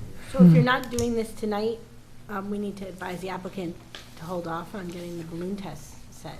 Yeah, especially for reducing it. I'll let, well, I think by Friday, we were going to try and compile a memo and send it to him on Friday, just by a couple days. But in the event, now that you've looked through Michael's list, if there's any that you want to add, we're adding the Or whole add that road here. area. We should adopt a list. Tonight? Well, I mean, in general, it's good to have a list and says each of the sites the board chose. So maybe the board can vote to authorize your changes, you know, for you to draft a letter with the changes you just discussed. For Bonnie to draft a letter with the changes as just discussed. Yes, for Mr. Bonnie. Dupree's been writing a lot today for the planning board for free. Said letter. Sorry. If you think that's best legally, and of course, the wireless companies are litigious, let me just point that out. Drop of a hat, I read them. So let's postpone this for a second and go on to the next two. But be thinking about, if you've read it, if you guys are ready to vote, do you want to adopt the revised list here that I mentioned in the email tonight, or? You know, I'll just say also that when the balloon is floated, then we're going to be out in the field. You will have an opportunity to be in the field, so we can always snap a shot of, and just indicate we saw it from this particular location, you know, if we saw it. So, in as much as this is a list that they specifically will have to, you know, photograph, we'll also be out there just to see if there's anywhere else that it popped up, that it was visible. Would it be possible to have a special meeting next week to adopt it after we've done all these? A quick one. Fine with me. Uh-oh, Cynthia's looking shockingly at Ms. Polidoro. I mean, you could do it quickly during the day if you need to. That's what I'm thinking. It is the week of Thanksgiving, you might be traveling. So it would just, are people here on Monday? I'll be Yes. here Monday, we're leaving Tuesday. I'm here Monday. I'm here Monday. You need a quorum. We just need a I'll quorum. be here Monday. Okay, so there's 3 of us, so if we needed to It meet just at 5 depends on the o'clock, we time. could. Okay, so we have at least a quorum, so if we need to meet Monday, like at 5 or whatever, we could. Okay, and what about the consultant? Has Bill Johnson been retained? Yes, Yes, okay, good. they did, I think they sent the check in, right? Okay, perfect. So he's getting started. Just not early morning. Till Monday. No, okay. Michael, I'm fine with shrinking this down quite a bit. Yeah. I shrunk it down Me quite a too. bit. No, I even, promise. even But more, even and then more. as Ronnie had said, as we're driving around, if we see something that sticks out, Well, that's why- it might be a lot easier. That's why I drove over to Benview and Holt and all that, because I thought, those are, but you know, you have to remember, 9G twists a lot. Yeah. And as soon as you start twisting, it goes down and up. I thought, well, I'm looking at them, you don't see these from here. You don't. And the topography is I mean, all over. Dutchess Community College, I don't think should necessarily should be a receptor point, but I left it in there because it's elevated. So, and honestly, as I said, if you're on the walkway over the Hudson, yes, if you're at the right angle, you're that far out, and if I look really carefully, I could maybe, if I hunt, see that little tiny thing out of the trees, but it's so far away that, you know, the water tower and the CIA dominate your view, so, all right, so if we need to, we'll get this going Friday, and we'll set up a meeting as needed. Must be the Maskell lot line. Sorry, I invited them up. No. So this Good is, work, Cynthia. this is something that looks really simple for all of us who've seen it. It's a little complicated for us. It's simple for you guys, it's complicated for us because this is a really old application. and the drive, as you know, the final bits of the road were not installed. But we've had the highway superintendent, Superintendent Fisher, has been working with the applicants about what we'd like to see moving forward. And it's really more of a legal entanglement than anything else. So let me turn it over to you guys. You can introduce yourselves. I'm Josh Maskell, the owner of the 2 properties in question here. So we I actually purchased that triangular property about 4 years ago. We wanted to try to get a driveway off of Route 9. Just wasn't the ideal situation. 9G. That's Route 9. No, that's right, that is 9, sorry. Yep, I'm so backwards. just south of North Cross. And so I acquired this other property in hopes to get off the end of Hillcrest. And then we realized that there's town property that is there but not developed. And so, we're trying to see if we can get some kind of easement or something to cross that. Well, Victoria, our attorney, worked with the attorney to the town, Sarah, and they came up, I think, let me just turn it over to you, Victoria. What's going on here? I wouldn't say we came up with a solution. I mean, ideally, you would have just accessed, if there's no pointer, from the, what we're looking at. Pointer? It doesn't work on the TV screen. Oh, right. The bottom right corner of the driveway of the road as shown there, so you could just come off the existing paved area. That would just be a driveway permit, easy peasy, done. But you're now showing a driveway through the no man's land, which I believe was dedicated as a road, but it was not completed. And so the town attorney did not get a chance to review this new driveway location today, because when we were discussing it theoretically, because there was no driveway location proposed. So they're gonna have to weigh in and decide whether it's just a driveway permit or whether you need some kind of easement from the town, and whether they're willing to give it. So because I want to make sure that this doesn't fall by the wayside, and this would be a discussion with really the town board and the attorney, how would they best pursue this and the next steps through the town board? Would that be us coordinating, or would that be the applicants?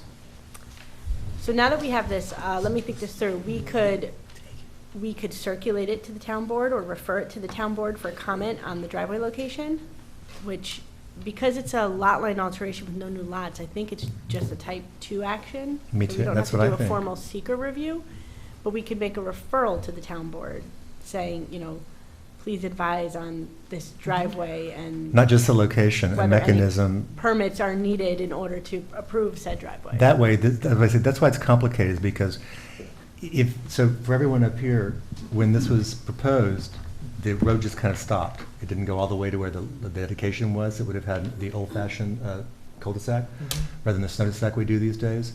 So it wasn't pieced together, and he would need to use, did you call it no man's land? The area that is technically owned by the town. It's the town owns the fee, but they never completed the road, and the town doesn't want to spend the money to do a road right now for one house. Normally, if the developer was proposing a subdivision, the developer would finish the road, and they would do it at their own Well, the cost. developer should have finished the road back then, even then. Correct. The That's always how developer- it's been done. The developer should have finished the road previously, but in this case, if the developer was proposing like 3 houses, we would say, okay, you need to finish Right. the road. That's But not the case. because it's just a driveway, In addition, by the way, I'll here point out that whatever the town board that existed back then shouldn't have taken the road dedication either, but this all goes way back. Way before back. Yeah, Any of it's- us were around, thank heavens. So, do we just get a motion to refer this to the town board, and then we can work on what the letter would look like later on, Victoria? yeah, Okay, so I can help with the cover letter, just saying, because you're going to enumerate what the legal issues are, and then we're asking them for guidance as to what they think would be the best way, because it's ultimately their action to be taken as to whether an easement, access easement's granted or what. I mean, how else would they It could just do be a it? driveway permit, because if it was all dedicated as a road, then it could just be the same way that you cross sometimes a right-of-way that's like a grassy right-of-way to get from a driveway to a road. Oh, right, right. But there's things about roads not being used and they lose, there's just some things to look into. Did this help you any? I mean, it sounds like Yeah, you're saying like you cross like public land when you drive from the road to your house, that's Right. property, that's town property technically? Right, I mean, Because every it's a pub- driveway the public is crosses, allowed to use its Yeah. own property. Right, so crosses a you're town just right of having a way. longer stretch than normal, right? You know? Right, the question is that piece still a road?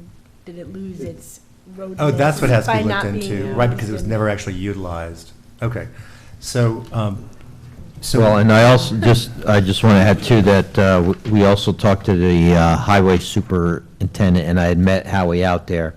And he says that he can turn his plow trucks around Yeah. fine at the end of what's currently there now. It's not a full, right, like cul-de-sac, but he says that they don't have any issues. and that the driveway can remain where it's there proposed now. now because Yeah. of the way the plow works and where the snow goes. So, and they moved, you know, the driveway over to one side of the end of the current road because because they plow all the snow to the left Left. side. So it would be just a matter of how to go deal with it, whether it's just take out, as Victoria said, either take out a driveway permit or give them like an easement. But it'll need to be their attorney who, It's their decision. right, not ours, in other words. Once that's made, then, I mean, we don't have any issues with it. I mean, So- it's pretty simple. So it's Well- a motion to refer the sketch plan to the town board for comment on the proposed driveway location and any required permits or easements. I'll make that motion. I'll second. any further discussion? All in favor, please say aye. Aye. Motion carries unanimously. You were going to say something, Mr. Maskell? Oh, I was just going to say, we are also working with Howie to give him actual access to our property if he needs more use of the land for snow. That's So, very nice of you, That's thank I mean, you. so we're willing to just do what it Like, takes. How Right, is I it- mean, a snow easement, that was one Yeah. other question. I was Howie's a great guy, and he No. works really collaboratively with everybody like this. So- Yeah, so we were willing to do whatever to help them, even though they're doing it now, but even make it better if it's on my property. Easier right now. To be clear, is it just one house you're proposing to build, or? Yeah. Yeah, so, and there's a house, and there's already a house on the one parcel, right? Right, this house is Right. already existing, and we just want access to build up on the. Yeah, I mean, 6 you know, it makes sense what you're doing. Right. Yeah, for sure. Because I wouldn't want a driveway coming It off was the her, 9. she didn't want that. And I wouldn't and want the- it either. And the length of it was Well, just. don't blame it on her. Well, I didn't want to build it No, no, either. you're smart. It's the less interest, besides that, you go through DOT and there's the other. Oh, that's, hoops to yeah, we know. Jump through, believe me. No offense to DOT. No, but there's a lot of stuff for Route 9 access versus side. Yes, so it makes sense that you're doing it this way, and we wanted to work with you. That's why, when I first thought, I went, okay, we had a quick meeting, so I said, how do we solve this? And I said, wait, we have to have Victoria, because this is gonna be a legal issue. Yeah, and I guess the first step was for us to understand what exactly you were proposing, so. Yep, just Now a we single have house. Oh, yeah, and the driveway. So, we'll get this cover letter sent over. Do we have a copy that we can send, Cynthia? I can print it, it's 11, yeah. So what we'll do is refer this over, and then once we hear back from the town board, then we can schedule, set a public hearing on this and get them in and out. We can accept for sketch and do, yeah, schedule Yeah. the hearing at that point. Okay, so we're going to wait to hear back from the town board, and I assume that you guys will go up to represent yourselves for the town board, and, because we did have Councilman Lombardi here, he's not here, but, excuse me, please make sure that they know that they need to send something back to us. This is first ward, right? Yes. So it might be good to contact, you know, your council person, Nicole, too, just so she could make sure that it moves along. That's Councilman Noakes, N-O-A-K-E-S. Thank you. Excuse me. We'll talk. Yeah, that would be good to contact her, because this way it's in her ward, and she can go move it along for you. Thank you. It's the heat. Anyway, it's nice to meet you. Thanks for coming. Oh, it's nice to meet you. Thank you for coming out. Thank you. And we'll see you as soon as the town board gets through, and we'll get the referral over as soon as we can. Thank you for your time. Oh, no, this is what we do. Thank you, thank you. Consultants are done. Thank you. Consultants are done.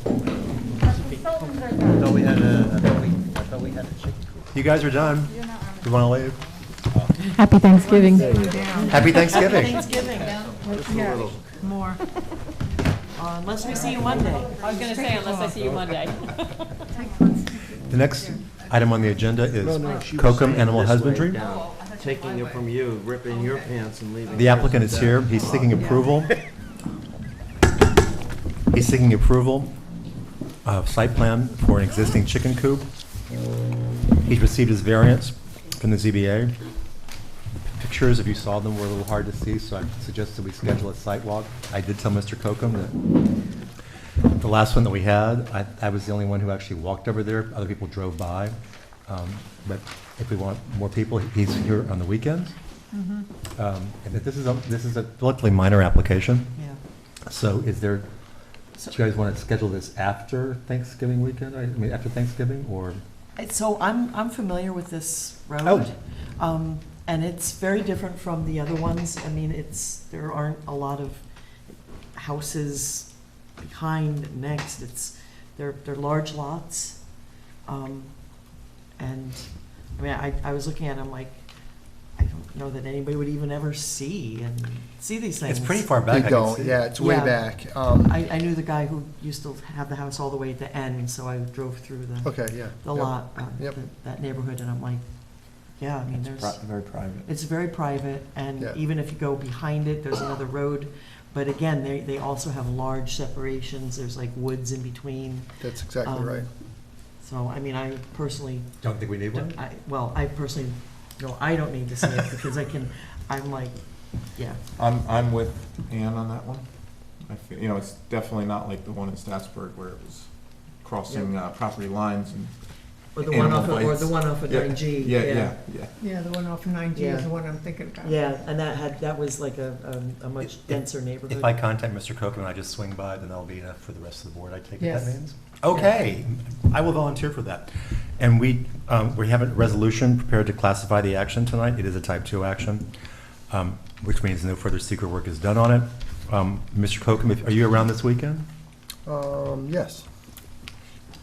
Do you want to know what? I think I am, yeah. My wife's not here, I don't know. Yes. That explains it. Yes. Okay, so No, I'll email I'll be you. around. I have your email. I'll email Yeah. you, and if Yeah, we can just- set a time, like on Saturday or Sunday, just a quick one, Yep. because I know where this is, where the Yeah. road is. Yeah. usually in the mornings I'm around. On Saturday Saturdays. morning, later, like 10:30 or 11. Yeah, that ought to be fine. I have I have an 8 o'clock and a 9 o'clock exercise class, but I'm done at 10, so I can swing over then. Okay. And Ted, you want us to set a public hearing, right, on this? Because we always set public hearings for these. So, Mr. Oliver's going to introduce, by the way, I told you, that we're going to get through this, so this is the first step. Mr. Oliver, this is your resolution to introduce? Resolution classifying the action, Cochem Animal Husbandry, resolution number 2022-59, whereas, now therefore be resolved that the planning board hereby, 1, classifies the project as a type 2 action under secret. Second. Thank you. Any further discussion? All in favor, please say aye. Aye. And I need a motion to set a public hearing for Kokum Animal Husbandry for December 7th, 2022. So Moved. moved. Second. All in favor, please say aye. Aye. The motion carries. I will email you to set up something for Saturday, but plan on it being around 10:30. And we have a public hearing for December 7th. Once we close that, then we can take action to approve. Okay, is there if I check that date, I actually have an engagement up in Albany. I have to present at Do you mean for December 7th? a conference, yeah, so. You don't have to be here. Oh, I don't have to be there? No, I mean, if there's public comment that we can't answer, then I have to keep it open. You have to Then, yeah, refer it then I have back to adjourn to. it. You want to know, I'll try to make it. Yeah, I'll try to work Public it out. comment, we can just reschedule for 2 weeks later. Right. If In there's other no words- comment, you're done. Okay, That way, That's fine. again, if there's no comment, then we're done, we can take action. And if Get there's through public it. comment that I can't answer, but that's the reason why I'm going out, is just in case there's public comment. I've been there, I've visited, I've seen the site, because that tends to help helps, us, yes. But if, again, instead of setting this for the 21st, it makes sense to do it on the 7th, so we can get you through more quickly. that sounds good to me. And we had a motion and a second. Did we have a vote on the date for public hearing? Yes. Yes. Thank you. Okay, we'll see you on the 7th. On the 7th, I'll see you this weekend. Thank you. Thank you very much. Thank you. Thank you. Thank you. Yeah, poor guy. The next item on the agenda is a sign permit recommendation for a freestanding sign located at 1582 Route 9G. This is basically a self-storage company going to a different name for a self-storage company. A lot of that going around. Okay.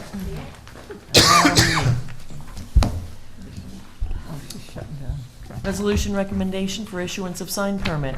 Resolution number 2022-60, whereas, be it resolved, the board hereby recommends the zoning administrator issue the sign permit for StoreQuest Economy Self-Storage as submitted by Valley Signs and Awnings in September 22nd, 2022, and last revised on drawings by TDI Sign September 27th, 2022. Second. Any further discussion?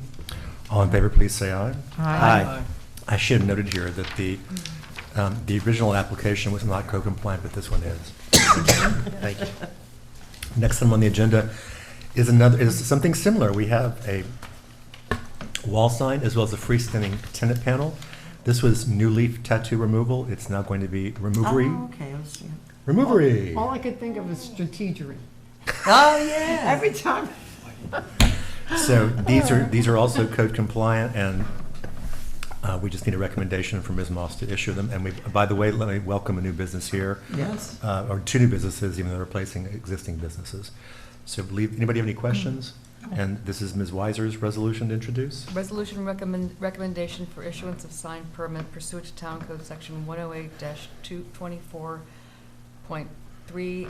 108-24.3A4D, November 16th, 2022. Resolution number 2022-61, whereas, now therefore be it resolved, the board hereby recommends the zoning administrator issue the sign permit for removery, the world's tattoo removal experts, as signed, submitted by James Polinsky on 8/5/22 and revised and resubmitted on 10/31/2022.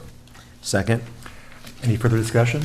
No. All in favor, please say aye. Aye. I just want to point out that removery, the world's tattoo removal experts, Yeah, is, it's like- is their branded business, Oh, as okay. Cynthia pointed out to me. The So, world's tattoo removing expert. yes. Excellent. And now we have a resolution for the freestanding tenant panel that Ms. Whitman has shown for us. Yes, resolution recommendation for issuance of sign permit pursuant to the Town Code Section 108-24.3A4D, removery freestanding sign tenant panel, 2022-62, whereas, now therefore be it resolved, the board hereby recommends the zoning administrator issue the sign permit for removery, the world's tattoo removal experts, as submitted by James Polinsky on 8/5/22 and revised and resubmitted on 10/31/2022. Second. Any further discussion? All in favor, please say aye. Aye. The motion carries. May I get a motion to adjourn? So moved? Second. All in favor, please say aye. Aye. Motion carries. Thank you to the town board for providing the assistance to air this meeting. Thank you, colleagues, for your energy and patience tonight, and very great remarks on everything we It's a saw. great meeting. Thank you, Tony.